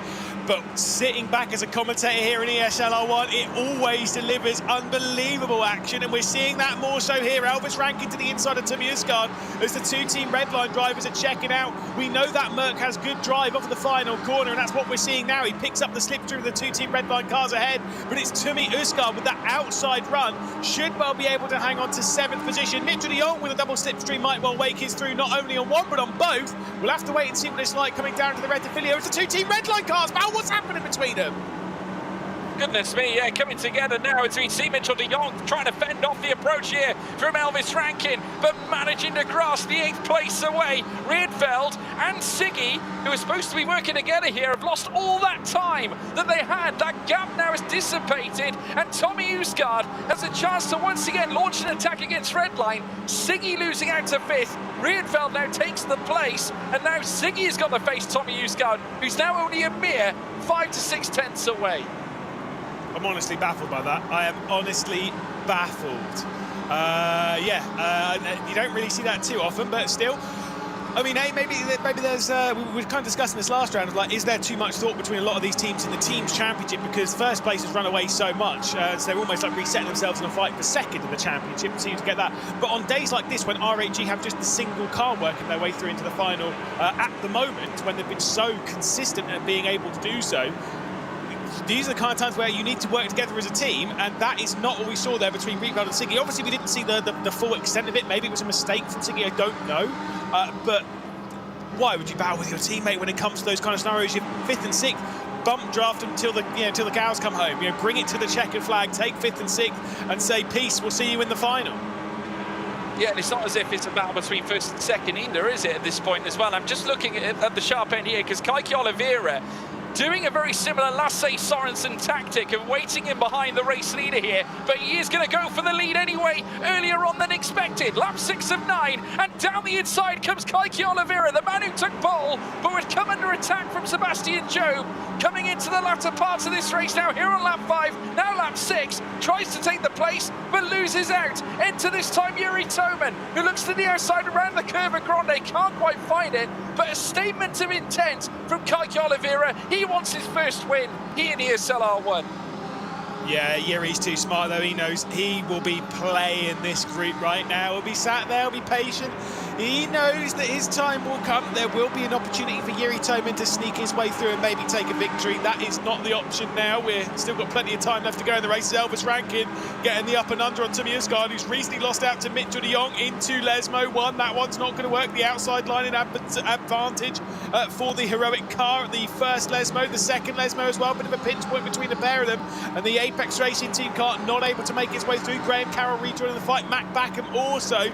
Tight fight here for 8th place, but it does seem as though the top 6 have a fairly secured run at the moment as Rankin comes straight back through. Yeah, he certainly does. So really good to and fro between these two, fighting over P8. Of course, it's all about the points at this point. Obviously now P6 is far ahead, and just look at the reaction from Tommy Uskard. He is not happy one iota, losing out to Elvis Rankin, heading through Ascari, and now under pressure from Graham Carroll, who is going to look to try and take the outside line and put the pressure on the Porsche. The heroic car now that is under supreme suffering here is now seeing the Mercedes AMG GT3 now start to swarm on the outside. Tommy Uskard under pressure once again, and obviously not happy after coming toe-to-toe with Elvis Rankin. Yeah, you can see there at the bottom, comeback king. I was talking about what he did in the knockouts. In this one, though, not been so ideal. He's got the pace to work his way forward, but has not had the good fortune, has not had the position. Everyone's just fought him as soon as he's come straight back through. And the chances of him qualifying for yet another final, not on right now. And unfortunately for Isgard, yeah, I mean, maybe he can grab 9th, but this is the thing with Monza, is that just because you've got great speed around it, almost doesn't really matter. If you get knocked out of the rhythm, you get passed by one person, passed by the next, you make a little bit of a mistake, you get passed by yet another one. And it's so hard to refine that rhythm, get back into the slipstream and reset yourself. Tommy Isgard has not been able to do so in this race as he drops back down the order. Yeah, he certainly does. And at this point now, given the fact that we're on lap 7 of 9, this is where the battles start to heat up just that little bit more. Yuri Toman now, who we're seeing on screen, right in the slipstream of Kiki Oliva, trying to utilise it to batter back against Johan Hart, who has had a very impressive race so far, to say the least. I mean, qualifying, you could argue, perhaps didn't go to plan, but they've really managed to turn this into an opportunity now. Heading down now in towards the final bend at the Kerber Alboreto. It is still Sebastian Job taking them through yet again, looking to make it 2 consecutive race wins here at Monza. Of course, this would be essentially their his fifth consecutive win if you factor in round 1's results as well. As they round Kerber Alboreto, in behind there is Oliveira, there's Toman, with Johan Hart in behind, a gap now at 2.8 separating them and Jeffrey Riedfeld. You can just see them right at the tail end of this here now as we enter the penultimate lap of the race here at the Temple of Speed. Sebastian Job slight in front, Kiki Oliveira still holding on to the rear wing and now definitely displaying the same tactic we saw from Lasse Sorensen as Sebastian Job gets a nudge in the back. That could certainly open the door here for certainly Kiki Oliveira, who now takes the outside line, heading through towards the Curva Grande. He's going to commit to it as well. Sebastian Job trying to cut him off immediately. But look here now, Yuri Toman in the R8G Audi R8 LMS. He's going to try and take the long way round into the Roger chicane, but a stern defensive effort there, battering back there from Kiki Oliveira. He was in danger, but he fought back and did well to retain P2. I thought that was going to be an unbelievable crash between Sebastian Job and Kiki Oliveira. Kind of reminded me of, was it 2012, the Italian Grand Prix? I think it was Sebastian Vettel versus Fernando Alonso, the pair of them basically doing that kind of thing, almost dropping him out on the exit of Curva Grande. Very scary indeed. Obviously, Kiki Oliveira is looking for his first victory of the season. We've spoken, well, his first victory in ESL R1. We've spoken about that a few times. We've spoken about how many times Sebastian Job has won. Just want to hammer that one home once more. Of the 13 races that we've had this season, this is the 14th, if my maths don't betray me. If he wins this race, he will have won his 7th race of the season, which means that's of all of the races that, when it comes to not doing the knockout phases and then blah, blah, blah. So it's, 7 races, 14 races that you can possibly take part in. He's won half of them. That is how unbelievably good Sebastian Job is in the full season right now. He is the form man, and Kiki Oliveira needs to find his way through. He wants that first victory, but he's got to do it against literally the very best we have to offer. He certainly does so, and now as we begin the final lap of the race, this time Toman coming under pressure as Johan Hart looks to squeeze himself around the outside. Did well to defend the place as the sister Audi R8 LMS, not necessarily part of the same team, but nonetheless the same car, coming under pressure.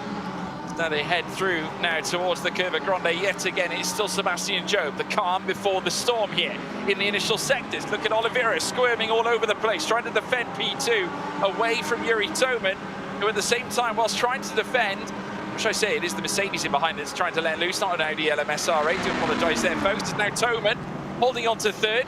Still, though, with Johan Hart in behind it, you've got to wonder, are they going to take risks here, Lewis? I would say yes, but there's only really one corner where you can kind of take those risks from these kind of gaps. I don't see anyone doing anything to Ascari.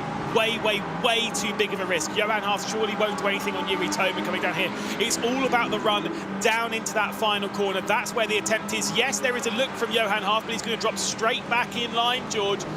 I don't think there's going to be much of a switch here. There might be a look, there might be a commitment into the Parabolica, but right now things look settled. Yeah, now to tell you, Sebastian Job looking good value to go back-to-back once again here at Monza, as now he makes his way down towards Kerber Alboreto. It looks like it might be too little too late here for Kiki Oliva, but nonetheless he's going to be delighted because this will be his best result of the season.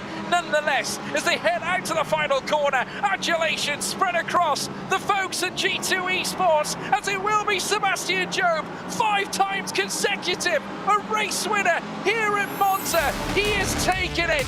The GOAT, certainly this season so far, leading the championship. He's going to try and take it all the way.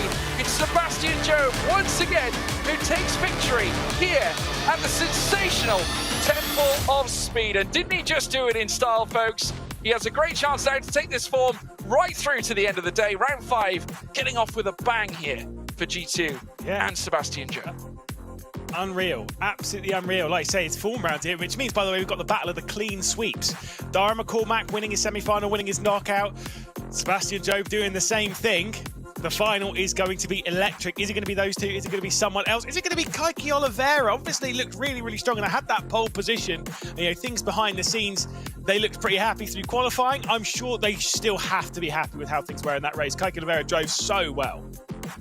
He did, and that is, like I said, his best result so far this season as well. He's only scored P3 historically this season, back in the first 2 rounds of the season in quarter-final action. Has not yet done it in semi-final, but has now gone ahead and taken a P2, which is wonderful for the Furia team. Oh, we're actually ready to head across now to the Furia HQ team, and we are being joined by the ESL team. And take a look at this, Kiki Oliva there in the HQ. We're on now. Just standing by. There he is. Kiki, can you hear us? Kiki can hear you now. Not quite. There you go. He can hear us now. Kiki, a sensational performance. P2, your best result so far this season. Yeah, I'm really glad with my performance. I promised myself that I would drive stronger yesterday, and Will we be a while, do you think, just because I want to warm up for the final? Perfect. Well, just talking about your form coming... Sorry, Lewis, carry on. Sorry, we've got a lot of things in our ear. I was going to say, like, the emotion must be quite high right now, fresh off that pole position. Going into a final, you got a chance for victory, maybe that first win of ESL R1 for you? Yeah, I really hope. I think I can do it, but fighting against Job is just too fast, and it's very cool to see how I'm performing against the best. So yeah, I will try my best in the final. Just recover a little bit and just keep pushing. Well, we'll let you get prepared for that final. Cheers, Kiki. Cheers. Well, the only person we'll be joined by when it comes to interviews day post-race. I think we might grab Sebastian Job in just a second after, another win. Surely he's got to be getting bored of this, George. Well, I tell you what, it's not something that he would necessarily get bored of, I think, at this point. Obviously, he's really putting together a nice little nest of performances, and especially around this track as well. And one can only imagine what he can accomplish when we head into the final later on. He's got a great chance. Certainly does. We'll have to jump in and have a chat with him. Obviously, getting another win for G2. I believe, again, it's his 11th total in ESL R1. Let's have a little chat with Sebastian Job. 5th victory around Monza this season. Seem to quite like this track. Yeah, it's a weird one because, to be honest, in practice, I don't really like it that much. It's very easy to mess up your laps and invalidate. But seems I go well around here. I think I was a little bit fortunate today, to be honest. My qualifying lap was, it would have been P6 in the other semi, so to be P2 was very fortunate. But, you got to make the most of what you're dealt. So. Now, kind of, looking back at the knockouts, I think you got a 0.1 of some description in the qualifying and the knockouts. Got 0.1 in that session as well. Can you go faster? Is there a 0.0 for you in qualifying? Can you challenge for that pole position? I mean, can you get into the 0.9? So what Dane Warren did in the first semi-final? Well, our car's actually quicker since last round, and I did a mid-0 last round. So as you can imagine, I'm not very happy with my lap times, considered that our car should be quicker and I'm going slower. So a 9 should be possible.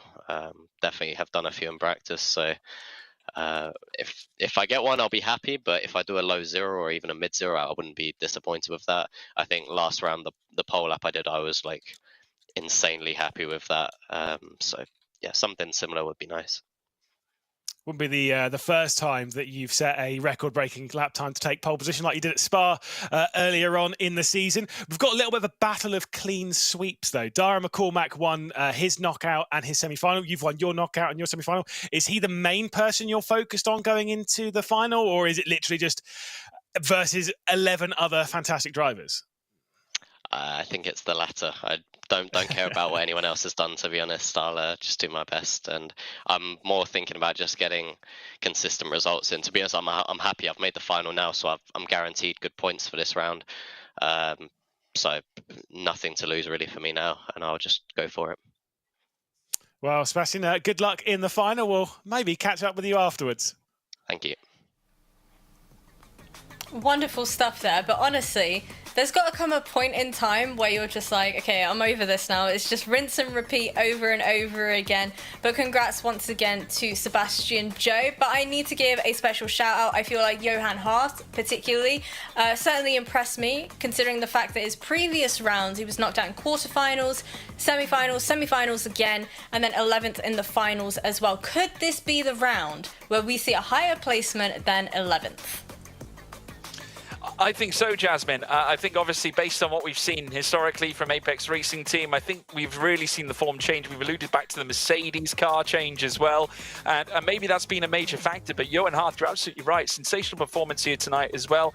And when you get all 4 cars in, you've got to be sort of under duress to the fact that you are expected to try and qualify for the final, and they have done so, and no less than 2 cars have achieved that as well. So, you know, credit to them, and Johan Hart can now look ahead and concentrate on what will be a sensational final. Well, you know what? I'm super duper looking forward to this finals. I am going to ask for your predictions, so I'm going to give you some time to actually ponder upon that one, okay? No incorrect predictions on this broadcast, unfortunately. But I do believe we have a interview with Dane Warren about his thoughts and feelings about his performance so far. So let's go ahead and check that out. It's not a bad day here at ESL R1. Second time at Monza. Qualifying for me, kind of average. Started down in the pack, I think P5, which wasn't too bad. Just wanted to make it through and get through to tomorrow. Ended up being caught in a bunch of shenanigans at the end of the race. Finished P5, so happy to make it through. Mac, Mitchell and Josh also made it through, which is really good to see. So yeah, all 4 of us through to tomorrow, and hopefully we can pick up some more points. Lovely stuff. There we are indeed joined alongside Nina. Nina, it's lovely to chit chat with you again. How's things been going over there at Porsche? Good to see you as well. Like, we're of course like not super happy like with the results today. Of course, yesterday was a good day for us, but today we saw some work that we have to do. Yeah, Nina, obviously with the fact that it hasn't necessarily gone, should we say, to plan this time around, is there anything that's really caught your eye in terms of what might be an issue for you guys right now? It certainly seemed that, Mitchell de Jong did quite well based off the fact that he had a bit of an issue after qualifying, obviously starting further back in the grid. He seemed to fight his way up, though, to P7. It's not quite P6, though, is it, or higher? Yeah, so I think we really saw like Mitchell fighting really well now in the second semi-final. I think the first semi-final with Josh was quite unfortunate. In my opinion, it was a really good example of like how much pressure actually lies on like all these drivers. You can really see that in like the way how they drive. They really want to proceed to at least to be in the top 6. That really, yeah, you can see it in the driving. It led to some really unfortunate situations on track. So unfortunately for Josh, he didn't proceed then in that semifinal. Looking back on semifinal 2, I think what I really want to point out is like Mac's performance yesterday, first pole position for him in ESL R1, really mega round from him yesterday. Today, yeah, it was not enough for a good position like after qualifying. But as you said, like for Mitchell, quite unfortunate, good work to go up there, but at least then P7 is not enough to proceed to final. Well, Nina, you've pointed out a bunch of your fantastic drivers, but each of them very much different in their own right as well. Help us and the folks at home understand how the team synergy kind of comes into effect and the different traits that each of your drivers manage to bring to the overall team atmosphere that Porsche Coanda have. I must really say, of course, like all the drivers are quite or super individual, what they really have in common is their great team spirit. They really work together, although sometimes you race against each other on track for sure, but they really work every week together to optimize their individual performance. This is really something I want to point out because, in my opinion, it's super special about our team. If you look on them individual, I think you can also see it quite in their like how they act while they're racing. It's quite hard to say some personal stuff there, but I think that you can really see like how they're behaving on the webcam, like how they're really looking while they're racing. All different, introvert, extrovert, you must say, but it's hard to describe really. I really think that's one thing that I love about your team, because every time I've seen you guys at LAN, there's always laughter, there's always smiles, regardless of how the performance has gone. If one driver has done badly, it's almost like they have that ability to really raise the team atmosphere and energy, and I really, really love that about the team. Now, raising the energy is all good and well, but do we think raising the stakes, raising up the team championship leaderboard is doable if you guys got your eyes set on that first place finish? Yeah, so team championship is for sure the goal. Like we wouldn't be Porsche Quanda if that wouldn't be our goal. We can see RAG performing really, really well this season. I think they're on top there for a good reason.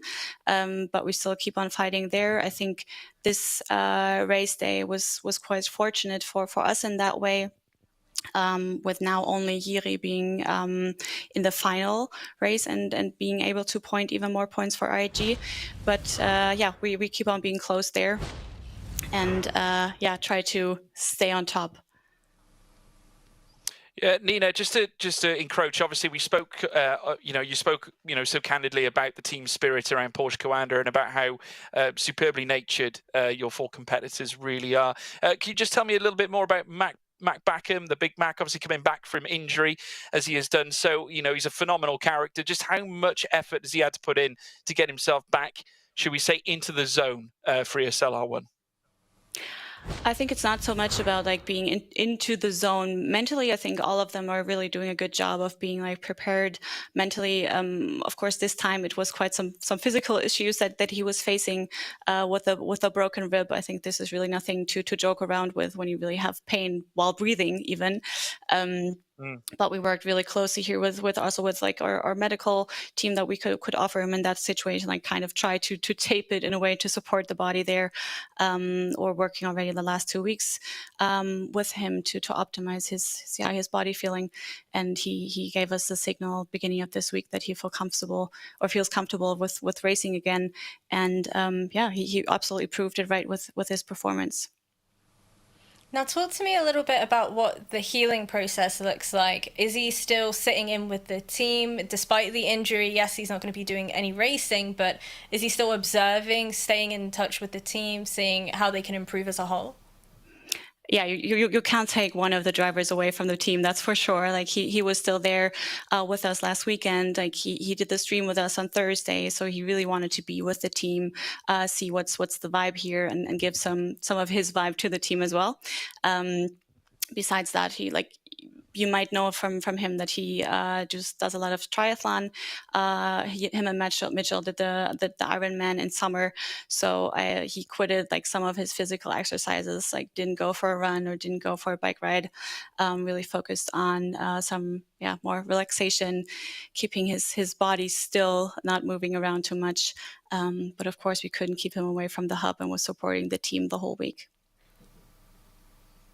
I love that. Fantastic. Yeah, it's fantastic to hear stuff like that. Obviously, we can just see how much I think sim racing has evolved over periods of time. We're now taking health aspects into that equation now as well. In terms of driver preparation, just to end things off, what else do Porsche Coanda adopt in order to try and improve driver performance? Obviously, not just spending time in the sim, but is there other elements that you sort of bring into driver training, etc.? I think one major thing that we have changed is like to develop more like these two positions of having like a performance coach, where Joran is really working closely with the guys throughout the whole week. and is super close to them, looking at telemetry, really doing training sessions, looking at data, working out that kind of stuff.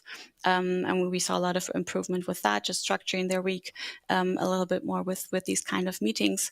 And for sure, we from like Porsche Motorsport side can give a lot of like knowledge into like how we work with our other racing teams, what kind of sessions we do there, how do we work with data. So I think this is like a really cool feature or synergy that we can use there to develop that kind of knowledge that we have to also our sim racing team here. Amazing stuff, Nina. It's always such a pleasure to catch up with you. I'm loving the background as well for your camera. Big fan of that as well. But yeah, thanks so much for joining us, and best of luck to yourself and the rest of the team moving forward. Thank you. Take care. Talk to you soon. Honestly, what a team. I said it before, every single time I see them, it's always smiles, it's always laughter, it's always having a good time. But I'm super excited to see whether or not they will be able to close things out and claim themselves a first place finish in our team championship. What do you think, George Morgan? Is it doable? Well, yes. I think that what we've learned, I think from speaking to Nina, it's how to rise against adversity. And certainly they pinpoint this particular round as perhaps an adverse round for them. Obviously, it's incredible to hear about the efforts they've gone to improve things for Mac Backham. I think obviously taping up the rib, she even saying it's no joke to come back from something like that, especially when that does affect your breathing as such. And sim racing nowadays, it's so physical. You are expected to apply lots of energy, kinetic energy, in behind a wheelbase, and naturally when you're obviously working hard to try and develop big results, breathing is imperative, and obviously focus is too. Well, speaking of focus, I want to focus in on my prediction from the very start of today. It is Dara McCormack. Let's go ahead and find out more. Hey guys, Dara here. I had a really good quarterfinals today. I finished P1 after a P3 start, which I'm pretty happy to do. The move on lap 6, I think it was pretty aggressive, but it came off well. I felt confident to get P1 during that race. Obviously great result for the team today. Unfortunately Jack didn't make it through, but Kuba and Nico both got P3 in their respective quarterfinals. So yeah, really happy. Looking forward to tomorrow, and hopefully we can get some more P1s. This is going to sound really petty, but I'm a little bit triggered that he didn't show off his Williams jersey. Is that petty? Well, you're showing yours, so it's fine. It's okay. I'm doing it for the entire team. It's all good. But let's go ahead and visit our final lineup for the final race of today. Talk to me about this fantastic set of drivers. Well, I tell you what, Sebastian Job has a great chance of making a monumental feat, going 6 times unbeaten here at Monza as well. Dara McCormack also coming into this with really good form. He could do what Sebastian Job did back in round 1 as well, potentially taking 3 consecutive race wins. So it's going to be interesting to see that battle for the Titans vibe coming off here. Yuri Toman, one to watch. Also, though, Kiki Oliva and Lasse Sorensen, Furia with 2 cars coming into this phenomenal finale here in round 5. It's going to be a thriller, I think, here at Monza. I'm wondering whether Kiki's performance in the previous race is going to feed into some of the energy himself and Guy and the rest of the team are having as well. So, you know what? I think we should check in with our undercover agent, Daniel. How's the vibe over there at Furia? What discussions have you been overhearing? Well, the vibe here is immaculate. I'll have to keep it a little quiet to not disturb. You can see Kiki is in full focus mode now for the final. So, but yeah, no, it's been a lot of, keep pushing, keep going. Kiki is, as always, just super focused. So he's fully concentrated right now. But yeah, no, I've seen Guy and Gustavo sit there clenching their fists, hitting the table in excitement for all the great results they've had today. So yeah, it's been great. Daniel, we saw the emotions from race 1 and especially from race 2 as well, where Kiki was certainly trying his best to try and lay claim to that obvious race win, but obviously P2 was still a sensational result. Like I said, emotion running high. What is the room reading like right now? What is the conversations being had at Furia right now? Because this is a very unique place they find themselves in right now. Yeah, no, I mean, the temperature in here, a little hot, but the conversations going on are just keep pushing, keep going. It's a lot of focus on the game right now. I mean, I am hearing talks from Key, communicating with Lasse Sørensen, pumping him up for the final. They promised each other yesterday that we'll see each other in the final, and I mean, that's how it ended up. They worked out. I'm loving it. Thank you so much, Daniel. Keep giving us that sweet intel live from Furia HQ. Well, you know what? I think now is a perfect time to bring up the survey, ! survey, if you want to know what on earth it is that I'm talking about, because my feedback right now is that I'm loving the fact that we have Daniel there to give us the inside scoop, check the temperature, check the vibe amongst the teams, see how Gia's feeling, how Kiki's feeling heading into this one as well. And we said it at the very start of the show, if you filled in the survey already, don't worry, go ahead, fill it in again, and let us know what you make of all of our changes that we've made to the broadcast so far. Speaking of changes, let's go ahead and drag Lewis McGlade back on in here. Lewis, what have you made of today's races so far? It's been exciting. It's been on the limit. I feel bad for race control. They've had a lot to look over. That's classic Monza. But that's what happens when you go wheel to wheel this hard. We've had so much fantastic racing. And when we went racing last time around here at the start of the season, it was one of the best finals we've ever had. I think we're in for the same. All right, I couldn't have summed it up better myself, to be quite honest with you. How are you feeling about this one, George Morgan? I want a prediction out of you.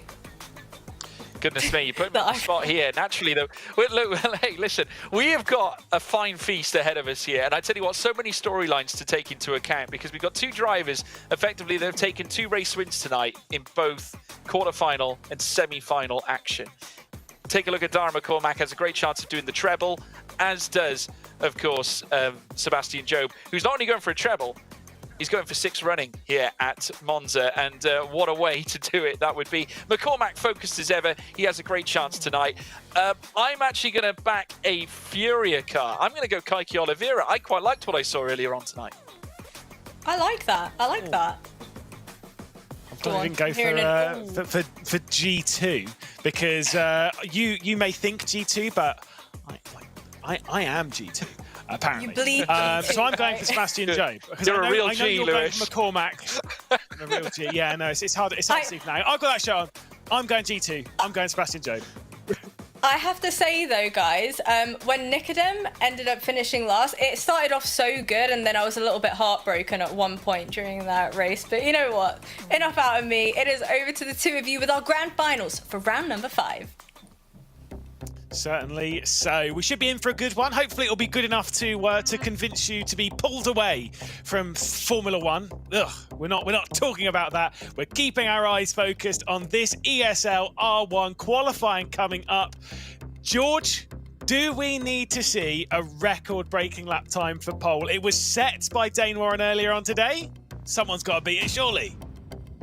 And look at that, R2D2 in the background of James Baldwin's sim racing room. Of course, that is actually a air conditioning system. I was actually watching a video, in fact, an interview with James Baldwin prior, and he was showing off that air conditioning unit that he requires to keep his room cool. There's Kiki Oliva. He might need one of those, given the fact that he's now in the proximity of potentially winning his very first final. Now, like I said, I like what Furia are bringing to the table here, Lewis, and I tell you what, I like what Kiki Oliva is bringing to the table. P2 in that last round could have very easily been a P1.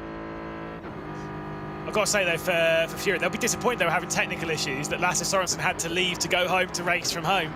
I'm sure he'll be racing back to that building to have a little bit of a chat with Kiki Oliva if things go well for them this evening. We're on board with James Baldwin, then a driver who's had some struggles this season, is the best way of putting it. But wow, is he turning things around. One of the finalists in the spring season major back in Munich. I've said when we were all discussing, is he in, is he out? Is he going to be able to get through into Sweden? Yeah, I think he will. And he's going to show that this time, I'm sure of it. Yeah, take a look at that for a race fact. James Baldwin took victory on Monza at the major in Munich in an incredible championship battle. It certainly was. James Baldwin would very much like to add his name to the top of the rostrum as well, given the fact that he, of course, has represented Mercedes strongly now for quite some time.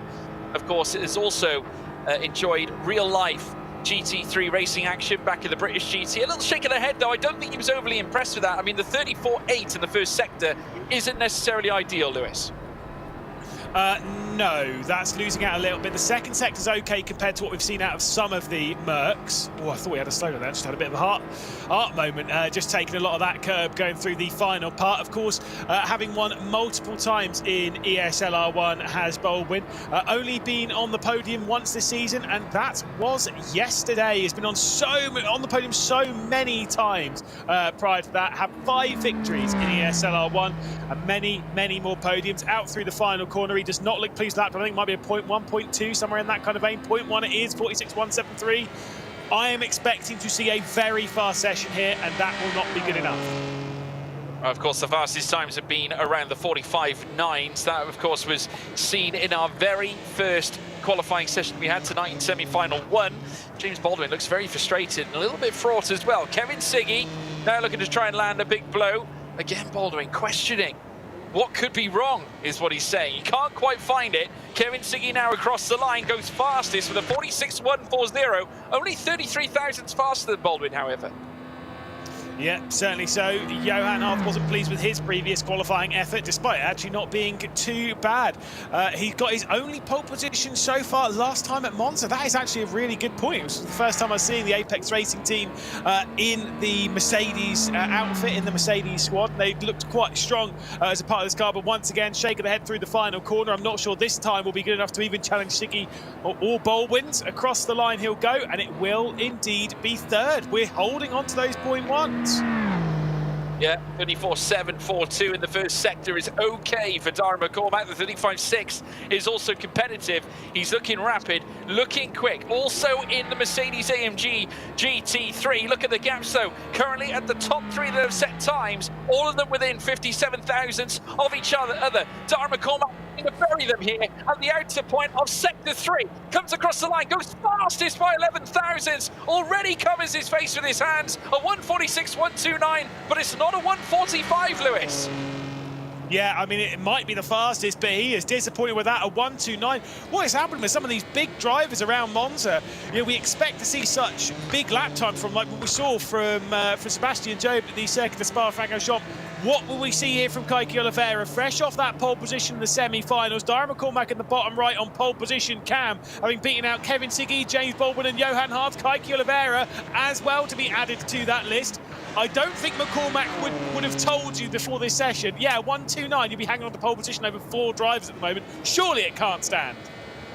Well, I'll tell you what, sector 3 now being decisive. Sebastian Job looking to break the hearts of the 5 drivers that are currently ahead of them. 68,000 separate the top 5 that have enlisted time. Sebastian Job bidding to attract pole position once again as he now crosses the line this time around. Only enough for 3rd fastest. Unbelievable. 20 thousandths away from Darren McCormack. Shocking scenes here.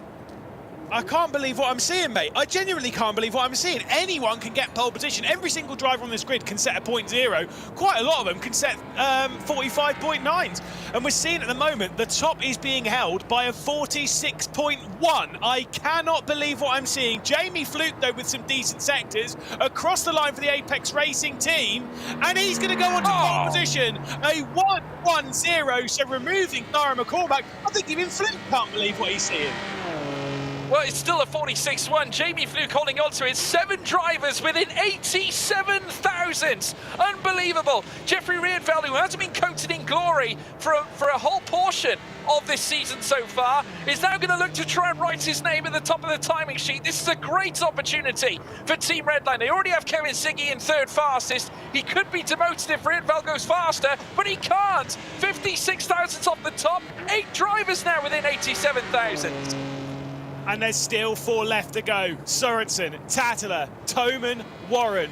All of them looking for their first victory in ESL R1 when it comes to a final.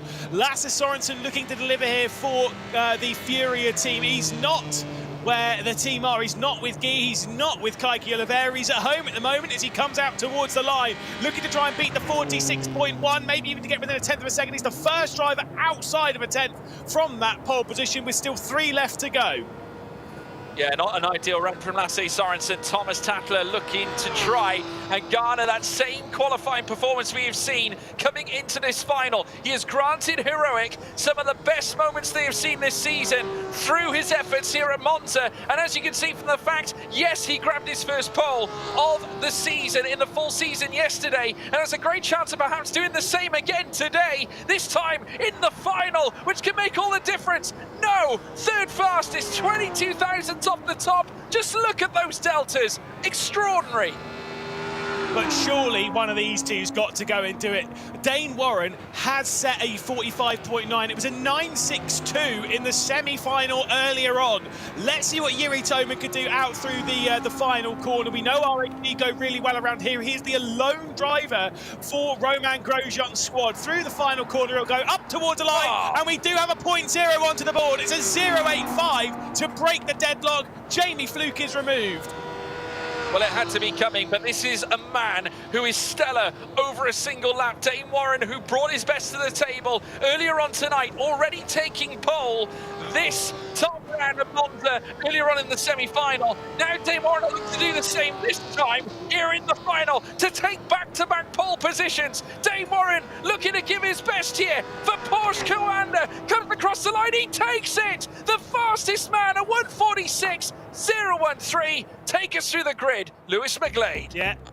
From back to front then, the final here for round 5. It's Lasse Sorensen starting from 12th with Johan Huff in 11th. Somehow still only 2/10 off with the pole time. Kiki Oliva fresh off that pole position in semi-final 2. We have to start this one from 10th with James Baldwin battling for survival starting from 9th. Jeffrey Rietveld and Sebastian Job looking for yet another victory around here, but he'll have to do that one from 7th. Mustachio, Kevin Siggy, 6th place. Thomas Tattler starts from 4th with Dara McCormack and Jamie Fluke on road 2. The front of the grid sees Yuri Toman and Dane Warren for the second time this evening on pole position. You saw the fun fact there, recently got a fine after riding his bike on the wrong side of the road. Well, after qualifying today, might be receiving a fine for speeding. Unbelievably quick around the temple of speed as he looks to try and take top honours in his first, to get his first final victory. Unbelievable, and he's given himself a great chance here to deliver the goods for Porsche Coanda, who, by their own admission, haven't had the best of nights tonight. We just spoke to Nina, of course, the team manager, who, of course, alluded to the fact that tonight hasn't been ideal. They've got a great chance to right the wrongs and, again, throw Dane Warren a potential final victory in his first of the full season. But I've got to say, if there is a circuit, as I've said before, where taking pole position does not translate to a victory, it is here. Actually, I think it was, I got a fun fact from G2 yesterday, which was, I think G2 are the only team to have had pole position in a final and not won, and they've done it twice. Once with Sebastian Job, once with Joni Tormala. Could Dane Warren add to that list, or maybe is that a good omen for him? Well, it could be. I mean, we'll have to wait and see. I mean, naturally, though, looking ahead, you know, we've got plenty of great combatants looking to try and take his place. But that was probably one of the strangest qualifying sessions I think we've had in a long, long time. Cars setting 40, you know, some of them setting 40.1s, some dipping into the 40 points, shall I say, there's the point zeros, others, you know, quite extensively further than that. But Jamie Fluke held that P1 for quite some time, which boded well for him. It only came at the last minute that he lost that P1 entirely.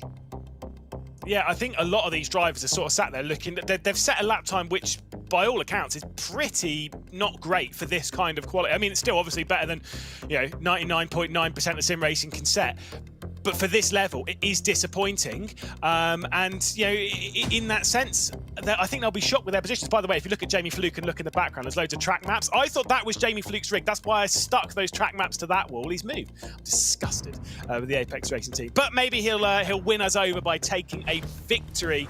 Has to put a lot into that one to win from third on the grid. Has to beat out the likes of Dane Warren and Yuri Toman. We begin our final, and that long run down towards the first complex is a decent start then from Dane Warren from pole position, as he's got the slipstream already being dished out to Yuri Toman. He'll look down the inside coming into the first corner. Who's going to pounce, and how many wide are we going to go into this first complex? Right over the rear end of Dara McCormack goes Kevin Siggy. Jeff Rietveld being squeezed out a little bit wide as well as they head their way through, but it seems pretty tidy inside the top three. It's Dara McCormack, the first one under pressure for fourth. Yeah, certainly as Thomas Tattler certainly did try and find his way through past Aaron McCormack after he got rough and tumbled heading through the Rettifilio chicane. The red line's now coming into the play as well, of course. Jeffrey Riedfeld trying to make his way through. Through goes the G2 Esports car as well as they march onto the grass, heading through towards Lesbo 1. Very nearly a travesty, Lewis. Yeah, that was a bit silly from Tobias Gard. Very heavy on the defence, trying to fend off Sebastian Job, who had the run coming off of the Rogier. Plenty of side-by-side in that grouping, but it's allowed the top 4 or 5 to clear off into the distance, into the sunset, effectively, as we see Dane Warren leading from Yuri Toman. Johan Harf also in tow, side-by-side in the background. You can see the red line car trying to get down the inside of the Mercedes of James Baldwin. That is Riedfeld trying to work his way back up the order. Furia down in 10th and 11th. It has not been a good start for them. And by the way, no, it certainly has it now. Yeah, well, coming out now of the Ascari chicane, Jeffrey Riedfeld already using some verbiage, speaking to his team engineers as they look to devise a plan to maximise their performance here in this final. Red line currently positioned 6th and 9th, given the fact that Kevin Siggy now 6th place ahead of Sebastian Job. It's going to be a battle between those two BMWs very soon, I'm sure, as Thomas Tattler currently nurses the 1.1 second gap between him and Darren McCormack. Dane Warren now floating across from the inside line towards the paddock, now fluttering over to the outside as he now looks to make his way down through towards the first chicane of the Rettifilio. Yuri Toman primed and ready as well. Look at this! Oh! Squirrely back late on the brakes from James Baldwin, who finds himself into the back of Kevin Siggy. I don't know how they're still pointing the right way, if I'm perfectly honest. I don't understand that one. Way too late on the brakes for James Baldwin in his first final of the full season. You can see the two Fury cars almost trying to work their way with each other. Kiki Oliva was getting to the outside of Jeffrey Riedfeld, was almost assisted by Lasse Sorensen, was almost assisted round by Lasse Sorensen and his team. That's why his teammate had to back out of it. You can see they're looking at the gaps. We've got 2 separate trains here. The top 4 with Warren, Toman, Fluke and McCormack, and then 5th down to 12th from Tattler to Haas, all involved in one train. Again, a look behind the scenes at Furia, and yes, you can see on the background, by the way, it does say Fira Simsport. That is a different team. That's Lasse Sorensen's team that have worked well in lots of big esports championships. Don't get too confused. Yes, they both start with Fs. It's very confusing, but still, we follow. Yeah, we certainly do. Yuri Toman now currently sitting in 2nd place with Jamie Fluke in behind, having a great race as well. Obviously very nearly taking pole, had it ripped away from him at the very last minute by Dane Warren. Yuri Toman as well, just splitting the difference, as now Darren McCormack lines up the last of the top 4 before the gap of 1.6 seconds then to 1.7, showing the favour of Thomas Tattler, who is under so much pressure. He's got Kevin Siggy, Sebastian Job, James Baldwin, Jeffrey Riedfeld. What an imposing list of names that he has behind him here. But I tell you what, Dane Warren might be coming under pressure straight away. Yuri Toman with a vast amount of slipstream, a vast amount of pace. The RAG car that tasted glory with Marcel Chinchik historically here many times in the past is now back on top again. Takes the lead here in lap 3 of 9 and here in the final of round 5. I do remember the top 3 at the moment. They're all battling for their first ever final victory. Toman, Warren and Fluke. For RHG, they have had a final victory. It was last season at the Hockenheim Ring. Of course, Dane Warren and Porsche Commander, they've yet to be victorious in the final this season, but have 2 courtesy of Josh Rogers back in the spring season. Darren McCormack having a couple last season himself as well, looking to become the first driver to take 3 victories in finals. Got to do a bit more than where he's running at the moment. Side by side with Johan Harf and Kiki Oliva, back in 12th position now after being passed by his teammate Lasse Sorensen. Johan Harf also working his way through. A bit of a shout out as well for the Apex Racing team for Jamie Fluke. He's never had a teammate win, so this could be a big deal for him to make history for the squad. Yeah, it could certainly be. Serrano straight up next now as we see James Baldwin power his way down. You just see him in the bottom left-hand corner as he looks to try and keep himself composed.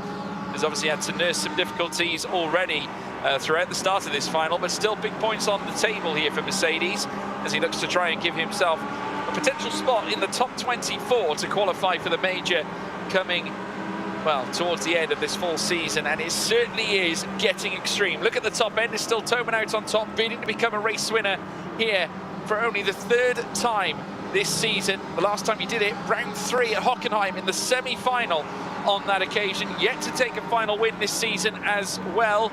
Of course, the round winners that we discussed, we've got Sebastian Job, who currently isn't in a position to take a semi-final win because he's all the way down in 7th place. Well, Here we go, into the slipstream. McCormack's going to go. Is he going to look to the inside? He's going to quit away the Yo. Oh my God, Jamie Fluke. I was going to say Yo and half again, but no, it's not. Jamie Fluke making a costly error straight into the back of Dane Warren. We look backwards down the order, but we need to be looking at where Dane Warren's ended up after all of that. They head their way through. It's a massive lead for Yuri Toman. We're missing all of it in the foreground because we've got this fantastic battle for 5th and 6th. But what drama! No, absolutely. Kevin Siggy now looking to try and unleash his fire here on Thomas Tattler, but look at Sebastian Job, an absolutely eclectic move now as they go 3 wide into the Roger chicane. Thomas Tattler off the back of them coming together, managing to retain his P5 away. Kevin Siggy now in the mix. James Baldwin looking to try and unleash himself in the face of danger through the first Lesmo now. The Mercedes with the Tiger line as they head through towards Lesmo 2. They run together, Job and Baldwin together again. They fought together in F1 Esports historically. Job very nearly loses it, but retains the car on the track. How on earth did he keep it on the tarmac? Yeah, well, I mean, he kind of didn't. Was out in the gravel trap quite a lot. I think Sebastian Job's practicing for EA Sports WRC, which is coming out fairly soon, because that was crazy rally action. Manages to catch it and keep himself somewhat in the race, but now dropping back to 9th. I think Baldwin might be in trouble from race control after squeezing off through all of that, but we didn't get a great angle of it, so who knows? As we look backwards, you can see Baldwin now with Rietveld straight down the inside coming into the final corner. Big commitment from the Team Redline driver. The door being filled potentially from Sebastian Job as well. He goes for it. Somehow still catched it. I can't believe what I'm seeing here from Sebastian Job. He's getting aggressive here, trying to work his way up the order. Yeah, he did it once to the Lesmo, now he's recovered it again, but a Furia car of Lasse Sorensen has now managed to overtake him as we now see movements up at the front end. Dane Warren now under attack here from Jamie Fluke, and the Apex Racing Team Mercedes sees itself in 2nd place. And I tell you what, for Jamie Fluke, that could be a massive manoeuvre that could grant him a chance at laying claim to a potential race win, because this Mercedes AMG, it is quick here around the Temple of Speed.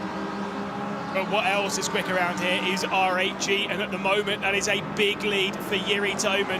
9/10 of a second. The slipstream, it will be the faintest little whispers of slipstream for this grouping from our race leader. If they fight now, victory is gone. I mean, I'm just going to say it, I'm more than happy to do so. Of the 48 drivers that we have in ESL R1, very few of them make mistakes when they're not under pressure. And Yuri Toman is in that spot where he's just not really likely to make a mistake. We look backwards. This was after the contact between Jamie Fluke and Dane Warren. That was what allowed our race leader to pull out this enormous 9/10 gap that now creeps over a second. It certainly does. Now Toman will have a great chance here to harness this lead and take it potentially all the way to grant his first final win of the full season. Has been a stern contender for RHG. They've had so much success together as a team and driver throughout the history of ESL R1, back at the spring season, all the way back since Katowice. They harnessed their best form in the online rounds as Dara McCormack now looks to hover all over the back of Dane Warren. Has the tyres finally come to a grisly end here for the Porsche Coanda team? Of course, they come here with only one car here in the final after losing out with the likes of Joshua Rogers, Mac Backham and Mitchell de Jong. And now this time Dane Warren, despite holding on to the fastest lap, is going to come under excruciating pressure from Dara McCormack, who's been here, done it several times before, especially here at Monza. As he takes the outside line into turn 1, it'll become the inside out of turn 2. He'll look to try and elevate himself into the top 3, a podium on the table as these two drivers fight around the Curva Grande. Yeah, and they continue this fight. They head their way through. Slipstream will be going the way of the Porsche Coanda car on the inside, going through Curva Grande. There's not long left to go in this race. Just 4 laps, 3 once they've completed this one. It's already ticking away. Dane Warren backs out of it. McCormack fires his way through up into 3rd position. The gap now a second between McCormack and Fluke. It's a second between Fluke and Toman. I don't know, George. I don't see that switching at all. I think Toman, it's in his hands. If he makes a mistake now, then yes, sure, it's open. But Toman's not the driver to make mistakes in these scenarios. He's so good under pressure. Well, Jamie Fluke has just broken to within that second gap now. It's now 9.5 tenths, so he is pushing, he's trying. He wants to try. This is his best opportunity to grab a final win here in ESL R1. And look at the gap, it continues to come down. It's very nearly dipped below the 0.8 of a second mark here as they exit the Ascari chicane this time around. Dane Warren once again flittering all over the back of the Williams, belonging to Dara McCormack, the Irishman, looking to try and harness the P3 at this point. But look at this, Toman not gaining delta, but losing it as they come around Alboreto corner. It's 0.8 of a second now, and it's creeping into 7, Lewis. Yeah, I shouldn't deny Jamie Fluke, should I? Again, we've said before, the Apex Racing team, they're looking like a different outfit since they've taken on this Mercedes. We know the Audi's fast, that's what they were in last season, but it didn't gel with their driving style. There was that whole thing that we had in an interview last round with the Apex Racing team, where they were saying basically, you know, grass always greener and all that lot in a different car. Regardless of whether that being a false statement or true, it certainly is working for them. Right now, it's not working though for Sebastian Job, who's in a big fight for 9th position between himself and Lasse Sorensen. Sebastian Job will work his way through, but it certainly is not going to be the victory for Sebastian Job. I think he'll blame how he wasn't qualifying. Once again, losing time. I mean, we know he can do a 0.9 and did not show it. Yeah, it was up there. It's definitely one of the most bizarre qualifying sessions ever as Sebastian Job continues to try and defend his place in P9 against that of Lasse Sorensen. Of course, Sebastian Job, championship leader, coming into this race tonight and being pursued as well as we rejoin Thomas Tattler in 5th. He's got Kevin Siggy in behind him, Dane Warren, who is 1.3 ahead of him here, and of course Tattler, who has managed to lead this second group of cars essentially all the way here to lap 7 of 9 is absolutely unbelievable. And the stellar drive certainly is. The pressure has been mounted against him time and time again. We of course allude back to that fracas coming through towards the Roger chicane. He was able to hold off the pressure back then, and if he can do that and carry this through, he has a great chance of potentially bringing back a haul of points. And again, I look to the top, the delta between Fluke and Toman still continues to come down, and McCormack is now 1.2 away from P2. Yeah, Fluke's pace is unreal. He's pulling away from Darren McCormack, one of the fastest pedalers in the entire championship. That gap is now 0.6 of a second. I'm changing my tune here. Fluke will absolutely have an attempt. I don't think Yuri Toman has made a single mistake, but I think that last little wisp of slipstream has just helped Fluke pull himself along, and his pace towards the end of these races looks really strong right now, and he is committing fully around Monza, is not leaving any margin left on the track. He's taking risky lines, he's putting it on the table to try and take victory. There is 2 laps left to go as they head round Curva Grande. The gap is under half a second. Surely down into the Rettifilio the next time on the last lap of this race, Jamie Fluke is going to have a look. He's got to think now, inside, outside, where is he going to go? Yeah, and he's committed to the curbs as well. We saw it heading out of turns 1 and 2. He knows that this is his best opportunity to bring a final win to the table, not just for himself, but for the entirety of the Apex Racing team. As we take a look at the bottom right, our current race leader, Yuri Toman, will understand that the pressure is going to become unsurmountable. As now we're seeing the Mercedes get closer and closer to the back of the Audi R8 LMS now as they make their way down towards the Ascari. In behind there's still a battle brewing between McCormack and Warren, who are fighting over the final podium place here in this classification. We're coming towards the end now of the penultimate lap of the race, and still at this point Toman, who has led the RAG team to many a great success in the past, is now spying on Apex Racing's Jamie Fluke, who made certainly history in his own right by taking victory back at the Nürburgring in the semi-final. Let's see what happens then. One final run around Monza. Who is going to take top honours? Will it be the RAG driver of Yuri Toman? Will it be the Apex Racing team driver Jamie Fluke? The defensive line's being taken from Yuri Toman. He pulls it back over to the left-hand side, and Fluke is not going to be close enough coming down to the Rettifilio. It's definitely between these two. 1.6 seconds back to Darren McCormack, who might well have to fend off Dane Warren. They head their way through and navigate that first chicane brilliantly, but there was no attempt from Jamie Fluke. He simply was not close enough. There's plenty of battles behind, not just that 1 for 3rd, but literally every other spot. Sebastian Job trying to get past and trying to fend off Lasse Sorensen. You've got Jeffrey Rieveld in there with Thomas Tattler, but you have this enthralling battle for the lead. No option to come through, but there is one from Warren. Yeah, there certainly is. Inside line into the Roger, forces McCormack to take the sausage curbs on the right-hand side, coming through the Roger chicane, and is able to hold on to the 3rd place at this point. But take a look at the battle for the lead at the front. Still Toman leads. Fluke unable to get within beyond that 0.4 of a second gap that has been held for now. A wry smile on the face of Jamie Fluke as they head down Serralio. He's trying with all his might, just can't quite unlock the pace here in behind this Mercedes to and grants himself an overtake against Toman's Audi R8. One of the most consistent drivers in ESL R1, has delivered so many solid results for the R8G team, has picked up so many solid points for the team that's leading in that team's championship. They're having a terrible day. All three drivers knocked out that aren't Yuri Toman from the squad. No Thibaut Casabon, no Erhan Iovski, no Marcel Chinchik. Absolutely no problem for the R8G team as Yuri Toman will come through the final corner. And for the first time, he will win a final in ESL R1. It is Toman on top. It's his fourth victory overall, and it is him taking top honours, just about beating out Jamie Fluke. He put on an unbelievable display. McCormack will have to take third and settle for it, and Dane Warren, despite having the fastest lap, will be fourth. It was a thrilling battle of pressure around the Temple of Speed, and it is Yuri Toman on top for the first time. We've seen Marcel Chinchik take victory for the R8G team. We've seen him take victory in the championship in the spring season, but now it's Yuri Toman's time to march his well to the top. Unreal. Unreal, George. Well, absolutely special, I think, is the saying, but Toman can be proud of that. I mean, that is a huge result for him in R8G, isn't it, Lewis? Yeah, it certainly is. Of course, we'll be catching up with Yuri Toman in a few moments' time, but we'll definitely have to take a look at some of the things that happened in that race, especially what happened with Jamie Fluke, of course. Plenty of drama in that. Managed to work his way up into second position, but the gap was already a second, courtesy of this. There was already contact just before this. We've just missed that, but Dane Warren was getting pushed out wide. Here's another look at it, as it was a bit tough, a bit of a tall order. Jamie Fluke would finally get through, but after that contact, the gap was already a second, and maybe that was what was just too much. Was too little, too late.